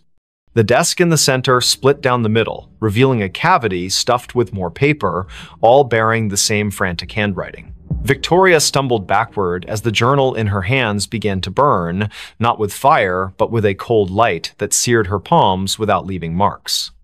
The reflected version of herself in the window had disappeared completely, replaced by something darker and less defined. Michael's camera flashed repeatedly, capturing images he couldn't see with his naked eye. Through the viewfinder, he watched shadowy figures emerge from the walls, their forms distorted but somehow familiar. They moved with purpose, gathering around the edges of the room like spectators at a performance. Their faces remained indistinct, but their presence pressed against his consciousness like a migraine building behind his eyes. The symbols on the baseboards glowed faintly, their light pulsing in time with the room's breathing. A sudden gust of wind swept through the space, though none of the windows had opened. Papers swirled in miniature cyclones, settling randomly across the floor in patterns that suggested meaning. The breathing grew ragged, punctuated by wet, gurgling sounds that made Victoria cover her ears with both hands. She sank to her knees as memories flooded her mind, memories that weren't hers. Faces of strangers flashed before her eyes, each accompanied by a surge of emotion so intense it brought tears streaming down her face. Pain, loss, despair, each sensation more vivid than anything she had experienced in her own life. Daniel found himself drawn to the farthest corner of the room, where the wall seemed to pulse more noticeably than the others. His hands moved of their own accord, tearing at the layers of paper until he exposed bare wood underneath. Carved deeply into the surface were names, hundreds of them, overlapping and intertwining like roots. Some he recognized from the photographs downstairs, others were unfamiliar but carried the same weight of tragedy. As he traced his fingers over the names, he felt them respond, the wood warming beneath his touch and the letters seeming to rearrange themselves into new configurations. The room's breathing became erratic, gasping now as if fighting for survival. The walls contracted violently, forcing everyone toward the center. Papers flapped like trapped birds, their whispers building into a cacophony of voices speaking in languages none of them understood. The symbols on the baseboards burned brighter, their light casting everything in harsh relief. Michael's camera died suddenly, its battery drained despite being fully charged that morning. Still, he kept pressing the shutter button, hoping to capture something of what he saw through the viewfinder, shapes moving just beyond the threshold of visibility. Victoria screamed as the floor beneath her feet gave way, not collapsing, but opening like a mouth hungry for sustenance. She fell forward, catching herself on hands that sank partially into the wood as if it had become liquid. The journal's cold light spread across her arms, illuminating veins that seemed to contain flowing ink rather than blood. Memories continued to assault her mind, each one bringing physical pain that made her whole body convulse. The reflected version of herself returned in the window, reaching out toward her with hands that passed through the glass as if it were water. Daniel tore at the wall faster now, his fingers bleeding as he clawed deeper into the wood. With each name he uncovered, the room reacted more violently. The breathing became wheezing, punctuated by wet coughs that sprayed droplets of something dark against the remaining intact wall. The uncovered names began to glow, their light joining with that of the symbols on the baseboards until the entire room shimmered with an otherworldly radiance. Shapes moved within the walls themselves, pressing against the surface from the other side like creatures trying to break free. Michael retreated to the doorway, his legs shaking as he watched his friends struggle against forces they couldn't comprehend. Through his useless camera, he saw the truth of the room laid bare. A massive, beating heart at its core, pumping darkness instead of blood through veins of corrupted wood. The symbols served as valves, regulating the flow of whatever malignant force inhabited the space. The photographs downstairs weren't just documentation, they were warnings, each one showing the room consuming another victim who had come too close to understanding its nature. The breathing stopped suddenly, leaving a silence so profound it hurt their ears. The room held its collective breath, waiting. The walls began closing in, not quickly, but inevitably, their movement accompanied by the sound of thousands of pages turning simultaneously. Victoria pulled herself free from the floor, her arms streaked with black ichor that evaporated into smoke before hitting the ground. The journal's light had consumed her shadow, leaving her outlined in negative space. She joined Daniel at the wall, helping him tear away the remaining paper in a desperate attempt to reach whatever core lay hidden beneath. As they worked, the room showed them its true face. The walls weren't solid, they were composed of compressed memories, each layer containing the essence of someone who had tried to understand or escape. Faces pressed against the surface from the other side, their mouths open in silent screams that vibrated through the very bones of the building. The symbols on the baseboards merged into a single pulsing sigil that dominated the floor, its light so bright it burned away the darkness entirely. The heart at the room's center beat once, twice, then exploded outward in a wave of energy that threw them all backward. When they opened their eyes again, they found themselves standing outside number 17 Marlborough Street. The building looked different now, newer somehow, its bricks clean and its windows reflecting the afternoon sun without distortion. A young couple walked past them, discussing plans to renovate the upstairs apartment. Daniel reached into his pocket for the brass key, but found only lint. Michael's camera hung heavy around his neck, its memory card wiped clean. Victoria's hands bore no marks, though she could still feel the phantom burn of ink-filled veins beneath her skin. They never spoke about what happened inside the room. Each carried their own piece of its secret, buried deep where it couldn't consume them completely. Sometimes, late at night, Daniel would wake to the sound of breathing coming from his closet. Michael developed a habit of taking long detours to avoid walking past 17 Marlborough Street. Victoria found herself drawn to old journals and letters, unable to resist the urge to document everything she encountered. The room had marked them, claimed part of their essence, and though they had escaped its physical confines, its influence followed them like a shadow that refused to dissipate. Weeks later, during another unseasonably warm spring morning, a new set of tenants moved into the building. They marveled at how well-preserved the old place was, how the upstairs apartment seemed to breathe with a life of its own. In the main bedroom, they discovered an antique writing desk with a leather-bound journal resting open at its center. The first tenant to touch it felt a surge of inspiration so powerful it brought tears to her eyes. She began writing immediately, her pen moving across the page with a will that wasn't entirely her own. Outside, the wind picked up, carrying with it the faint sound of pages turning and the gentle, measured breathing of something that had waited patiently for new voices to add to its collection. Don't just watch in the dark. Click subscribe, like, and join now. Before we begin, tell me, where are you listening from and what time is it there? The Whisper That Breathed. A summer storm brewed over Boston, its dark clouds casting long shadows across the narrow streets of Beacon Hill. The air was thick with humidity, and the faint scent of rain mingled with the salty breeze from the nearby harbor. At precisely 5 in the afternoon, when the sun should have still been high, an unnatural twilight descended upon the city. Andrew Scott hurried down Pinckney Street, his leather satchel slapping against his side with each quickened step. The first rumble of thunder echoed in the distance, vibrating through the cobblestones beneath his worn loafers. He had taken this route home 1,000 times before, but today something felt different. The usual sounds of the neighborhood, children playing, dogs barking, the occasional car engine, were strangely muted. Only the wind seemed alive, whispering through the ancient trees that lined the street, whispering in a way that made Andrew's skin prickle. He glanced at the old Victorian house at number 17, its windows dark and unwelcoming despite the early hour. The for sale sign in the yard swayed gently, though he couldn't feel any breeze on his face.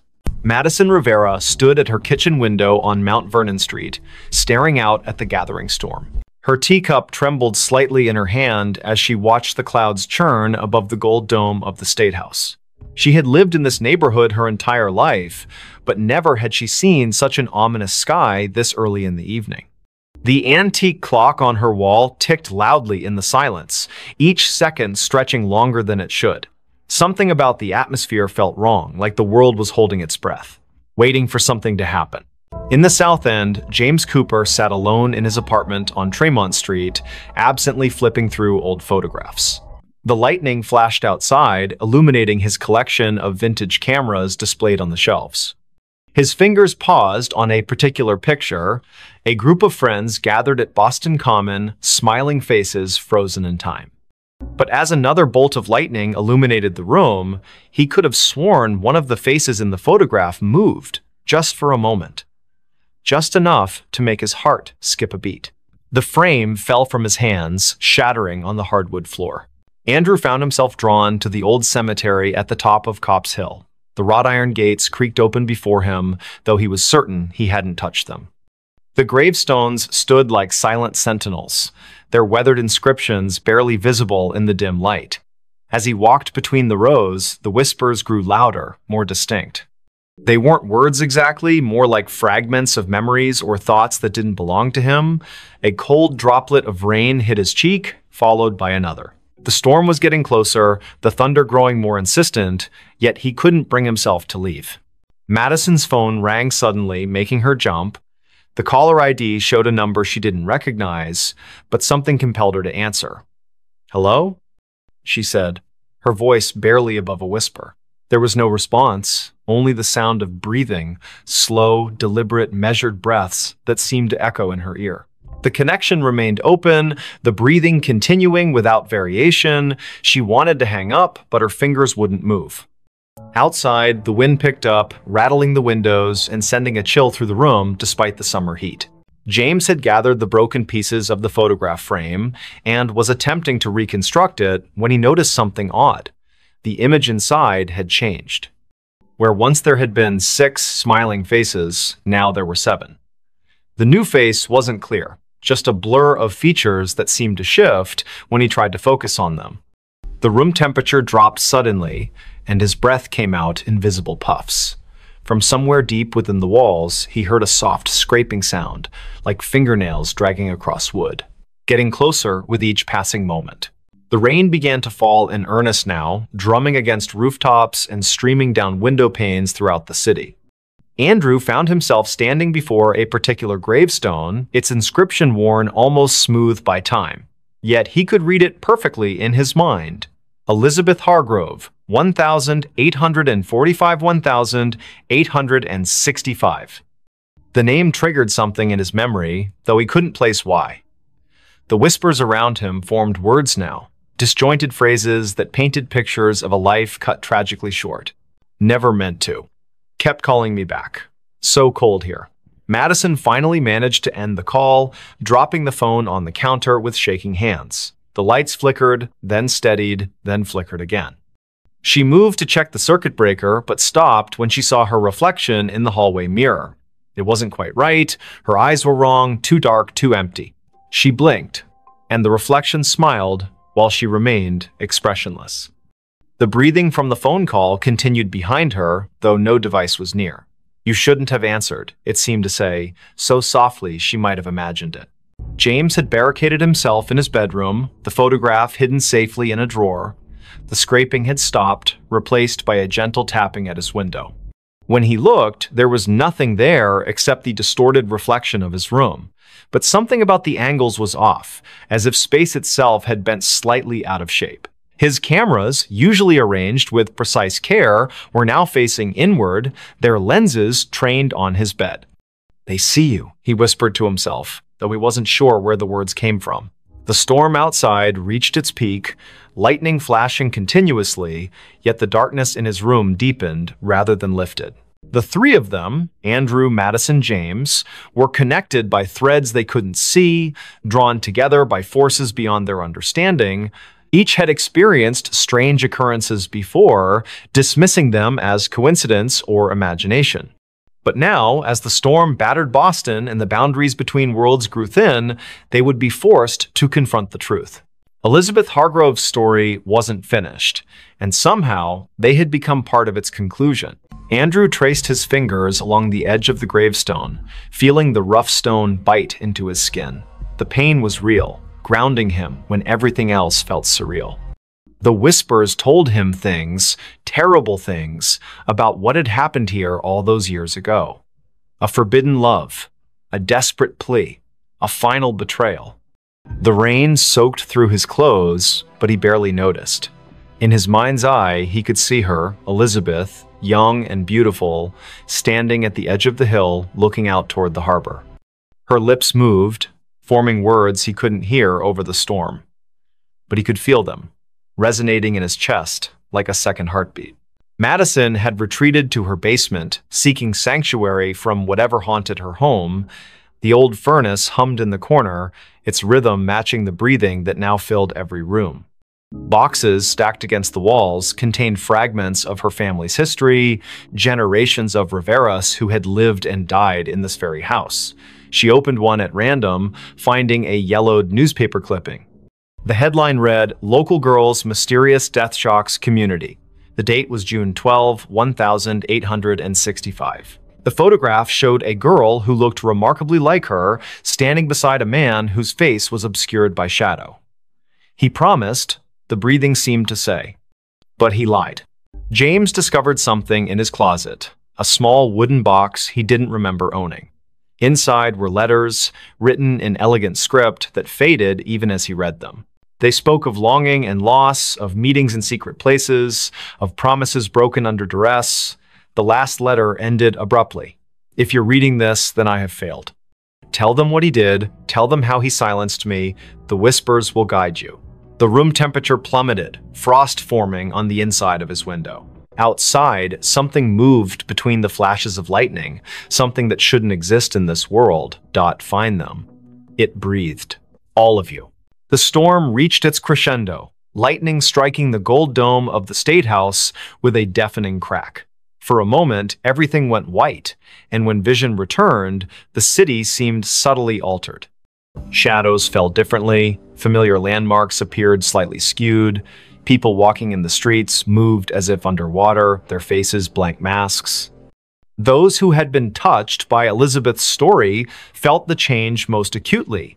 Their senses heightened, their perceptions expanded beyond normal limits. Sounds carried from impossible distances. Smells lingered long after their sources disappeared. Touches left imprints that glowed faintly in the dark. Andrew found himself unable to leave the cemetery. The gates had vanished, replaced by an endless expanse of tombstones stretching in all directions. Each bore Elizabeth's name, each marked a different year of death. The whispers became a chorus now, overlapping voices telling conflicting versions of the same tragedy. Some claimed she had thrown herself from the hill in despair, others insisted she had been pushed. All agreed on one thing: justice had never been served. The rain continued to fall, but it wasn't water anymore, it was memories, each drop carrying fragments of lives cut short, hopes dashed, loves lost. Madison's basement had transformed into a labyrinth of family secrets. Every box she opened contained evidence of her ancestors' involvement in Elizabeth's fate, letters of condemnation, witness statements, a blood-stained handkerchief, photographs showing the same shadowy figure across generations, always present at moments of tragedy. The breathing grew louder, surrounding her like a physical presence. "You know him," it rasped. "He watches still." She looked up to see her own reflection in the basement window, but instead of her face, she saw the Shadow Man's features clearly for the first time. Their eyes met, and she understood everything that had been hidden, everything that had been denied. James's apartment building had emptied of all other tenants, leaving him alone with the entity that had been watching him through his cameras. The photographs on his walls had changed. Each now showed the same scene: Elizabeth standing at the edge of Copp's Hill, reaching out to someone just out of frame. The seventh figure in his broken photograph had clarified, revealing features that matched the Shadow Man from Madison's past. The wooden box had multiplied, filling his living room with identical copies, each containing variations of the same tragic story. "We are witnesses," the voice whispered directly into his mind, "and we are judged." As the supernatural storm raged, drawing energy from centuries of buried guilt and unresolved grief, the three found themselves converging at number 17 Pinckney Street. The house that had seemed merely old and empty now pulsed with malevolent life. Its windows reflected scenes from the past. Elizabeth's final moments played out endlessly, each iteration slightly different, each ending the same. The front door stood open, inviting them inside to witness the truth. The interior defied physics. Rooms stretched impossibly far, staircases led to nowhere, doors opened onto other dimensions. In the center of it all stood the Shadow Man, finally revealed in full. His face was a composite of every person who had ever turned a blind eye to injustice, every authority figure who had dismissed Elizabeth's pleas for help. "It's time," he said. his voice a chorus of thousands. Time to break the cycle. The house shook violently as reality struggled to contain the weight of so many unresolved wrongs. Andrew, Madison, and James realized simultaneously that they had been chosen not as victims, but as instruments of resolution. Each carried a piece of Elizabeth's story within them. Andrew through his ancestral connection to the hill, Madison through her family's complicity in the cover-up, James through his ability to capture truth in images. Together, they formed a conduit through which Elizabeth's voice could finally be heard, her story told in full, her justice served. The Shadow Man began to dissolve, his form unraveling like smoke caught in a strong wind. "Too late," he whispered, fragments of his essence dispersing into the ether. The truth cannot be contained. The house around them started to collapse, folding in on itself as centuries of lies unraveled. Through the destruction, Elizabeth emerged, not as a ghost, but as a manifestation of collective memory given form. Her eyes held all the sorrow of her age, yet also a spark of hope newly kindled. The storm broke as suddenly as it had begun, leaving behind an eerie calm. Number 17 Pinckney Street stood intact once more, its windows dark, and its for sale sign swaying gently in the evening breeze. Andrew, Madison, and James found themselves standing on the sidewalk, drenched and disoriented but whole. The whispers had ceased, replaced by the natural sounds of a city recovering from a summer storm. Lightning flashed one last time, illuminating the hilltop where Elizabeth had stood so long ago. For a brief moment, they thought they saw her silhouette against the darkening sky, her hand raised in farewell. Life in Boston returned to normal, though those who had been touched by the supernatural events carried their experiences like scars, invisible to others, but ever present in their minds. Andrew devoted himself to preserving local history, ensuring that stories like Elizabeth's would never be forgotten again. Madison worked to uncover other buried truths in her family's past, determined to break cycles of silence and denial. James continued taking photographs, but now his lens sought to capture not just images, but essences, the intangible elements that made people who they were. On quiet summer evenings, when storms gathered over the city and the wind whispered through the ancient trees, some claimed they could still hear Elizabeth's voice. Not demanding vengeance, not seeking pity, simply reminding those who would listen that truth has a way of emerging, no matter how deeply it is buried. And sometimes, when passing number 17 Pinckney Street, particularly sensitive souls might catch a glimpse of movement in an upper window or feel a gentle touch on their shoulder, accompanied by the softest of whispers, "Thank you." The story of Elizabeth Hargrove became legend in certain circles, a cautionary tale about the dangers of ignoring injustice and the power of collective memory. Her name appeared in historical records, her story told in museums and walking tours.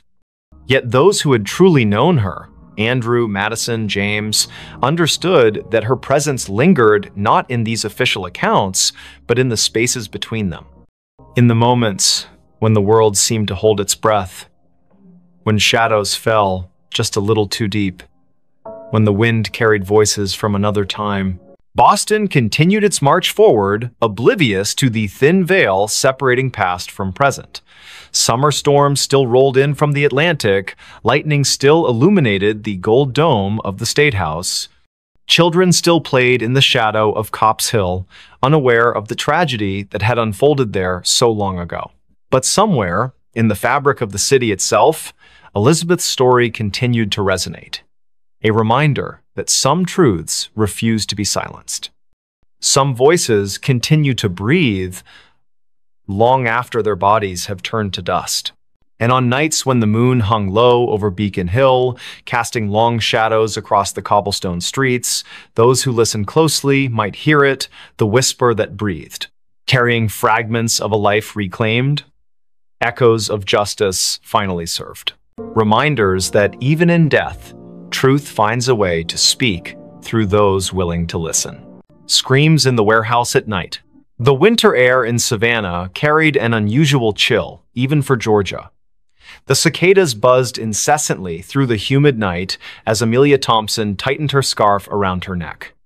She had taken the security job at the old warehouse on the outskirts of town, mostly out of desperation. The building stood like a monolith against the dark sky, its weathered brick walls telling stories of better days when it was part of the thriving port district. Liam Allen, her partner for the night shift, leaned against their patrol car while chewing absent-mindedly on a toothpick. "Third week, and you're still jumpy," he said with a smirk that didn't quite reach his eyes. His attempt at casual conversation couldn't mask the tension in his voice. They both knew something wasn't right about this place. Every night brought new sounds from within the warehouse's walls, sounds that shouldn't exist in an empty building. As they approached the main entrance, Amelia noticed the padlock looked different somehow. The scratches around the hasp seemed fresh, though she could have sworn she'd checked it thoroughly just hours before. Liam must have seen her hesitation because he placed a hand on her shoulder. "Probably just kids messing around again," he said, but his words lacked conviction. Last week, they'd found graffiti inside that definitely hadn't been there during their previous rounds. The heavy metal door groaned in protest as Liam pushed it open. The smell hit them immediately, damp concrete mixed with something metallic that made Amelia's stomach churn. Their flashlights cut through the darkness, revealing rows of empty pallets and dusty machinery. The air felt heavier inside, pressing against their lungs with each breath. Somewhere deep in the shadows, water dripped methodically. Drip, drip, drip. They started their usual patrol route, boots echoing ominously against the concrete floor. Amelia couldn't shake the feeling they were being watched.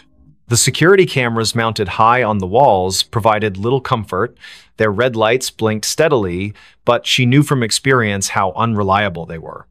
Half of them were either broken or showed nothing but static-filled images on the monitor back at their station. "Did you hear that?" Amelia whispered suddenly, grabbing Liam's arm. A soft scraping sound had come from somewhere behind the rows of shelving units. It sounded like metal dragging across concrete. Slow, deliberate. Liam raised his flashlight, the beam trembling slightly despite his best efforts to keep it steady. "Probably just rats," he muttered, though neither of them believed it. The sound came again, closer this time. Closer. Their radios crackled to life without warning, making them both jump. Static filled their ears for several seconds before a distorted voice broke through. "Help me." The transmission ended abruptly, leaving only silence in its wake. Amelia and Liam exchanged a worried glance. That section of the frequency belonged to local emergency services, not their security channel. They should never have received that transmission here. The temperature seemed to drop several degrees as they continued deeper into the warehouse. Their breath formed visible clouds in the beam of their flashlights. Something moved in the corner of Amelia's vision. A shadow too large to be a rat, darting between support columns. When she turned to look directly at it, there was nothing there. Just empty space and more shadows that seemed to stretch longer than they should. Liam stopped suddenly, causing Amelia to bump into him. He was staring at something on the floor ahead. At first glance, it looked like oil stains, but as they moved closer, the metallic smell became overwhelming. Blood. Fresh blood leading toward one of the loading docks. The trail glistened wetly in their flashlight beams, ending abruptly at the edge of a large pool that hadn't been there during their last pass through this area. Neither of them spoke as they followed the path, their footsteps careful and measured. The loading dock area proved even colder than the rest of the warehouse. Condensation formed on every surface, dripping steadily from the ceiling beams. What appeared to be claw marks scored deeply into the concrete floor, radiating outward from the blood pool like some terrible flower blooming in reverse. Amelia's radio crackled again. This time with no discernible words, just a rising and falling electronic whine that set her teeth on edge. She fumbled to turn it off, but found the volume control unresponsive. Something heavy shifted in the darkness above them. The sound of movement came from the catwalks high overhead, accompanied by a low, guttural growl that reverberated through the metal structure. Liam's flashlight beam swept upward, catching glimpses of movement too fast to track properly. Whatever it was up there moved with unnatural speed, darting between support beams with impossible agility. The growling grew louder and closer. Amelia's training screamed at her to retreat, to get away from whatever was hunting them in the dark. But something else held her rooted to the spot, a primal curiosity mixed with terror that froze her muscles. The blood pool began to bubble softly, tiny crimson bubbles forming and popping with sickening sounds. From the corner of her eye, she saw shapes moving in the darkness beyond the loading dock doors. Too many shapes to count. The attack came without warning. One moment they were scanning the catwalks, and the next, Liam was gone. His flashlight clattered to the ground, rolling away into the shadows. Amelia heard his muffled scream cut short as something massive dragged him upward into the darkness. Her own scream caught in her throat as she backed away, tripping over her own feet in her haste to escape. The thing on the catwalk let out a triumphant roar that shook dust from the ceiling. She scrambled backward, her flashlight beam dancing wildly across the warehouse floor. More figures emerged from the shadows now, surrounding her. They moved with jerky, unnatural motions, their forms humanoid but wrong somehow, too tall, too thin, their limbs bending at impossible angles. The largest figure, presumably what had taken Liam, dropped down from the catwalk with a deafening crash. Its eyes glowed faintly in the darkness, fixing on her with predatory intelligence. The cicadas outside had grown louder, their buzzing almost deafening now. Amelia realized with growing horror that their pattern matched the rhythm of the creature's movements. Each step it took toward her synchronized perfectly with the insect's chorus. The other figures began to circle her, closing in from all sides. Their breathing sounded wet and labored, like liquid being forced through cloth. She pressed herself against a stack of pallets, searching desperately for an escape route. A sudden noise from the office area caught everyone's attention, the distinctive sound of someone trying to force open a window. The creatures hesitated, their heads snapping toward the disturbance with unsettling speed. Amelia seized her chance, diving between two of the smaller figures and sprinting toward the main entrance. Behind her, she heard snarls of frustration as the creatures debated whether to pursue her or investigate the new intruder. Her radio crackled to life again, this time with perfect clarity. "Run!" a woman's voice shouted urgently. "Get out while you still can." The transmission cut off abruptly, replaced by more static. Amelia didn't question it. She poured everything she had left into reaching the exit. As she burst through the heavy metal door, the cold night air hit her like a slap. The cicadas fell silent all at once, creating an eerie void where their buzzing had been moments before. Standing by their patrol car was a young woman, probably in her early 20s, dressed in tattered clothes and bleeding from multiple wounds. Her eyes widened when she saw Amelia emerge from the warehouse. "You shouldn't be here," she whispered hoarsely. "None of us should be here." Before Amelia could respond, the girl collapsed to her knees, pointing weakly back toward the building. "They're coming." True to her warning, the warehouse doors slammed shut with enough force to rattle the entire structure. The windows on the upper floors began to glow with an unnatural light, pulsing in time with the now returning cicada chorus. Shadows moved behind the glass in ways that defied physics, stretching and contorting until they seemed to press against the very fabric of reality. Amelia helped the mysterious girl to her feet, noticing for the first time these strange symbols carved into her arms. "We need to move," the girl insisted, pulling Amelia toward the car. "They'll be spreading soon. They always do after a feeding." Her words sent chills down Amelia's spine, not least because she realized dawn was still hours away. The temperature continued to drop, frost forming on nearby surfaces despite the humid air. The warehouse seemed to pulse with malevolent energy, its walls expanding and contracting like living tissue. As they reached the patrol car, Amelia risked one last look back. Dozens of glowing eyes stared out from the warehouse windows, watching them with obvious hunger. Something massive moved behind the glass, its silhouette too large to be contained within the building's walls. The girl shoved her into the passenger seat, taking the wheel herself with surprising strength. "Don't look back," she warned as she started the engine. "Whatever you do, don't look back until we're out of Savannah." The drive through the city streets felt surreal. Streetlights flickered erratically as they passed, and the few people still out at this hour seemed to be walking in slow motion, their faces blank and expressionless.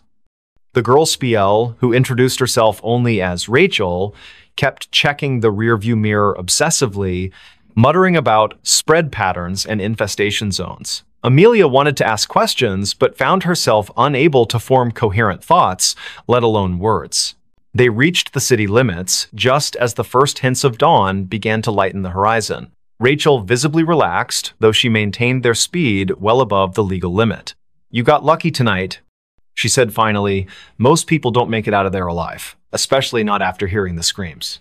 Amelia opened her mouth to ask what she meant, but Rachel cut her off. "Don't worry about it now. Just know that you've been marked. They'll be watching for you, watching and waiting." The cicadas began their morning song as they left Savannah behind, their buzzing gradually fading into silence. Amelia stared at her reflection in the side window, barely recognizing herself. Her face was pale and drawn, her eyes haunted by things she couldn't yet comprehend. In the distance, church bells began to ring, their tones carrying an unexpected sense of finality. Rachel gripped the steering wheel tighter, her knuckles white against the gathering daylight. Somewhere behind them, in the heart of Savannah's industrial district, the warehouse stood silent and still. Its walls bore fresh scratches and scorch marks that hadn't been there the night before. Inside, pools of blood slowly dried on the concrete floors, already beginning to attract flies. The security cameras remained offline, their lenses cracked and blackened. High above, on the catwalks, something waited patiently for nightfall. Something that remembered the taste of fear. Don't just watch in the dark. Click subscribe, like, and join now. Before we begin, tell me, where are you listening from and what time is it there? The secret without a name. The cold was biting, and the silence of Anchorage's streets at 2 a.m. felt unnatural. Amelia Mitchell pulled her coat tighter around herself as she hurried down a dimly lit sidewalk. The snow crunched under her boots, each step echoing in the stillness like an unwelcome intrusion. She shouldn't have been out here this late, but something about the call from Sophia Miller had made her stomach churn, a desperate voice pleading for help before the line went dead. Amelia's breath came out in visible puffs, quickening with every second that passed. Her gloved hands tightened around the strap of her bag as she turned onto Sophia's street. It was eerily empty. The kind of emptiness that didn't feel right even for a place buried deep in winter. Streetlights flickered above, casting long shadows on the snow-covered ground. The houses here were mostly dark, their windows staring blankly into the night, except for one, a faint light glowed behind closed curtains at the end of the block. That must be it, she thought, her heart pounding harder now. Sophia lived alone, always insisting she liked the quiet solitude of Anchorage winters. But tonight, there was no answer when Amelia knocked on the door. She tried again, louder this time, her knuckles rapping against the wood with urgency. "Sophia? Are you there?" Only silence greeted her, broken only by the distant hum of power lines swaying in the wind. She reached for her phone to call again, but just as her thumb hovered over the screen, she heard it a faint creak from inside the house. It wasn't enough to dismiss as settling wood, it carried weight, purpose. Amelia hesitated, then pressed her ear closer to the door. Another sound followed, softer but unmistakable, shuffling footsteps, moving away from where she stood. "Sophia?" she called again, her voice trembling. No response. Just the oppressive silence pressing back against her words. Then, without warning, the doorknob began to turn slowly. So slowly, it seemed deliberate. Amelia stumbled backward, nearly slipping on the icy steps leading up to the porch. Her pulse roared in her ears as the door swung open wide, revealing nothing but darkness beyond. There was no one there, not immediately anyway. But as Amelia forced herself to peer inside, she noticed something odd, a trail of wet footprints leading further into the house. They weren't hers. They couldn't be. She hadn't stepped inside yet. And they weren't fresh either, not entirely. Some parts of the prints gleamed with melted snow, while others looked older, partially dried and smeared as if someone or something had walked through days ago but left traces that refused to fade. Against her better judgment, Amelia stepped inside. The warmth of the house hit her instantly, though it brought little comfort. Something about the air felt wrong, stale, heavy, as if it hadn't circulated properly in weeks. She glanced around the living room, taking in the familiar clutter of books and photographs scattered across shelves. Everything seemed normal, until she saw the photo frame lying face down on the coffee table. She picked it up cautiously, turning it over. It was a picture of Sophia smiling brightly next to Jackson Cole, her boyfriend or ex-boyfriend, depending on who you asked. Their faces were scratched out violently, gouges cutting through the glass like angry scars. A chill ran down Amelia's spine. This wasn't random vandalism. Someone had done this deliberately, methodically. Before she could process what it meant, another noise caught her attention, a low scraping coming from somewhere deeper in the house. It sounded like nails being dragged along a hard surface, slow and rhythmic, punctuated by pauses that somehow felt more menacing than the sound itself. Amelia swallowed hard, clutching her phone tightly in her hand. She considered calling the police, but what would she say? That she broke into her friend's house because of some creepy noises? They'd think she was crazy. Instead, she moved cautiously toward the hallway, following the sound despite every instinct screaming at her to leave. The hallway was narrow, lined with family portraits that seemed to watch her as she passed. Each frame held a face frozen in time, eyes staring ahead as if waiting for something. At the far end, a door stood slightly ajar, light spilling out from within. The scraping grew louder, closer, and Amelia realized it was coming from behind that door. Her palms were slick with sweat beneath her gloves as she pushed it open just enough to peek inside. What she saw stopped her dead in her tracks. The room was small, cluttered with boxes stacked haphazardly against the walls.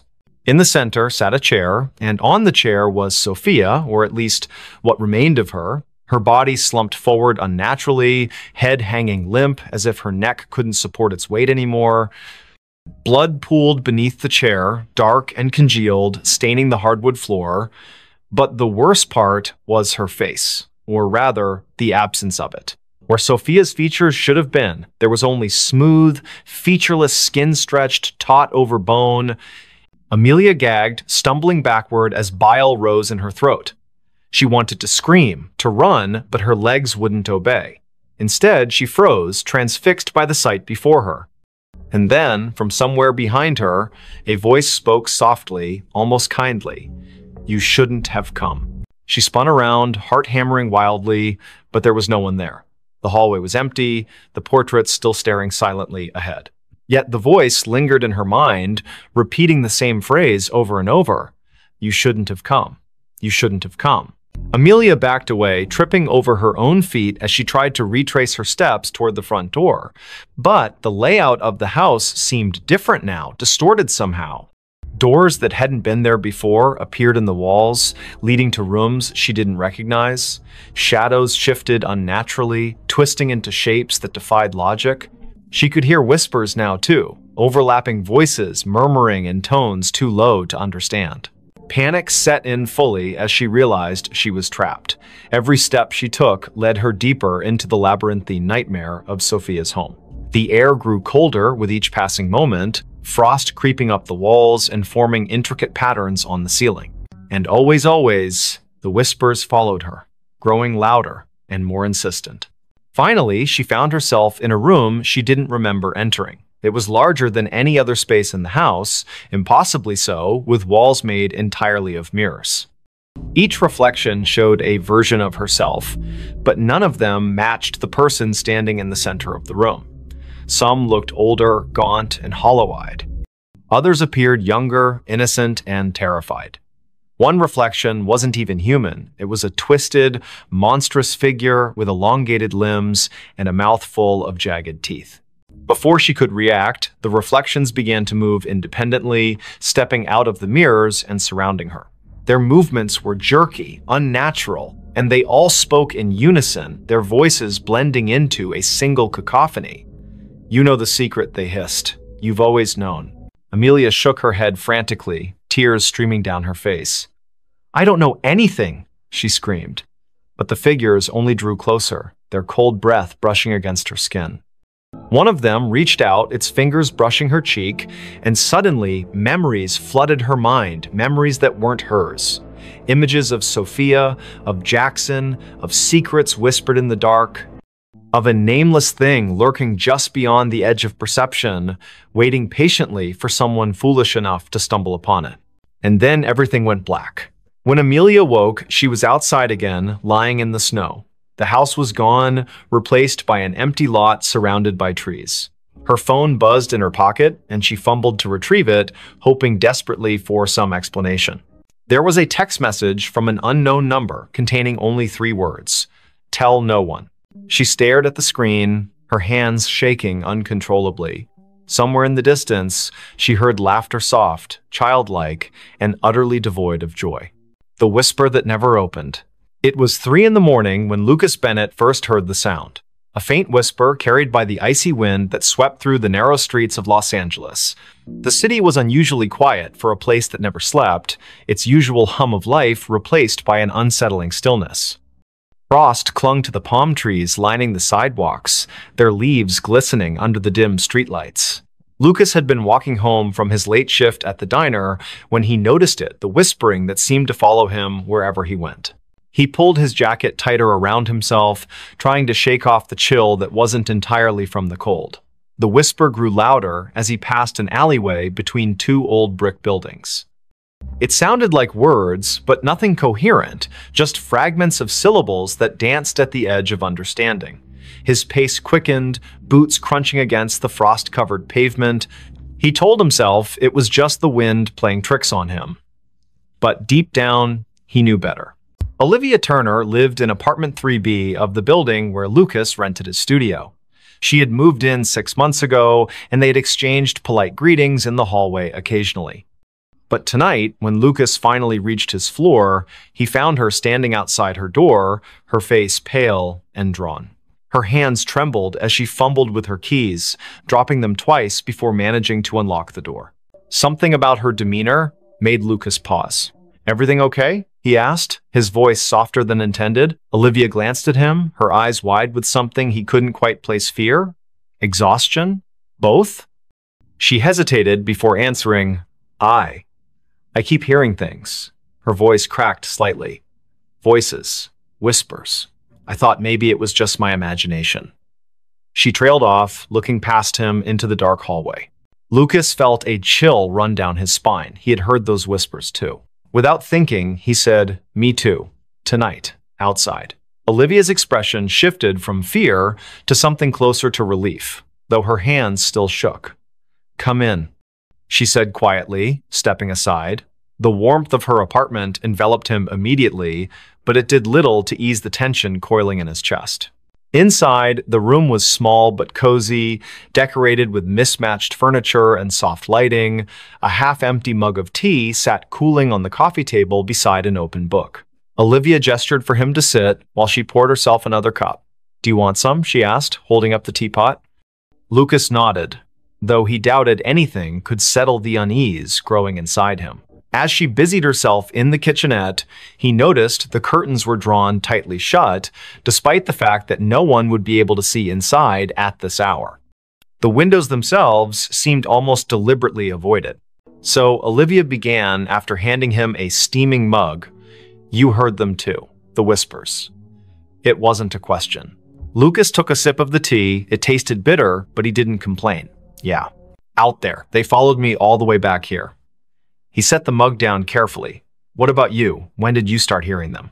Olivia wrapped her fingers around her own mug, staring into its depths as if searching for answers. "A week ago. At first, I thought it was just stress or lack of sleep. You know how it is, working long hours, trying to make ends meet. But then it got worse." She looked up at him, her gaze piercing. "They started coming closer, louder. Like they were right behind me, even when I was alone in my apartment." Lucas swallowed hard. "Did you tell anyone? Call someone?" Olivia shook her head. "Who would believe me? My friends think I'm overreacting. My landlord thinks I'm making excuses to get out of paying rent next month." She let out a humorless laugh. "And honestly, who can blame them if I hadn't heard it myself tonight?" I might not have believed me either. The silence that followed was heavy, broken only by the distant hum of traffic far below. Lucas glanced toward the window, where shadows flickered faintly against the drawn curtains. Was it his imagination, or did the air feel colder now? He turned back to Olivia. There has to be an explanation. Maybe it's some kind of electrical interference or, I don't know, plumbing noise? Even as he said it, the words sounded hollow. Neither of them believed it. Olivia leaned forward, lowering her voice. There's something else. Last night, I saw someone or something standing outside my window. Just a figure, barely visible through the frost. It didn't move, just stood there, watching. Her breath hitched. When I went to check, there was no one there. No footprints, nothing. But the feeling, it stayed with me. Like I wasn't alone anymore. Lucas felt a knot tighten in his stomach. He wanted to dismiss her story as paranoia, but the memory of the whispers he'd heard earlier lingered vividly in his mind. Have you tried leaving? Going somewhere else for a few days? She shook her head again. I can't afford to leave. And besides, she hesitated, glancing toward the window once more. It feels like it's following me. Wherever I go, whatever I do, it's always there, waiting. The weight of her words settled over them like a suffocating blanket. Lucas finished his tea, setting the empty mug aside. We should figure this out together. He said finally, whatever it is, if it's real, we'll find a way to stop it. Olivia gave him a small, grateful smile, but her eyes remained haunted. Over the next hour, they talked about everything they could remember. The timing of the whispers, any patterns or triggers, whether they had noticed anything unusual in their daily routines. The conversation helped distract them temporarily, but neither could shake the sense that they were being watched. Every creak of the building, every gust of wind outside, sent jolts of adrenaline coursing through their veins. Eventually, Lucas realized he needed to get back to his own apartment. Reluctantly, he stood, thanking Olivia for the tea. She walked him to the door, her hand lingering on the doorknob. Be careful, she whispered, and if you hear anything again, don't go looking for it. He nodded, forcing a reassuring smile he didn't feel. You too. Lock your door tight. With that, he stepped out into the hallway, closing the door softly behind him. For a moment, he stood there, listening. The whispers weren't audible now, but the oppressive silence felt just as menacing. Back in his studio, Lucas locked his door and double-checked the windows. He debated calling someone, anyone, but who would he call? Who would understand, without dismissing him outright? Instead, he lay down on his bed, staring at the ceiling as exhaustion slowly crept over him. Sleep came fitfully, plagued by dreams of shadowy figures and unintelligible voices echoing endlessly in his ears. The next morning brought little relief. Though the sun eventually rose, casting weak light over the frost-laden city, the oppressive atmosphere remained. Lucas called in sick to work, unable to face the idea of leaving his apartment. Around noon, there was a knock at his door. It was Olivia, carrying a bag of groceries and wearing a nervous smile.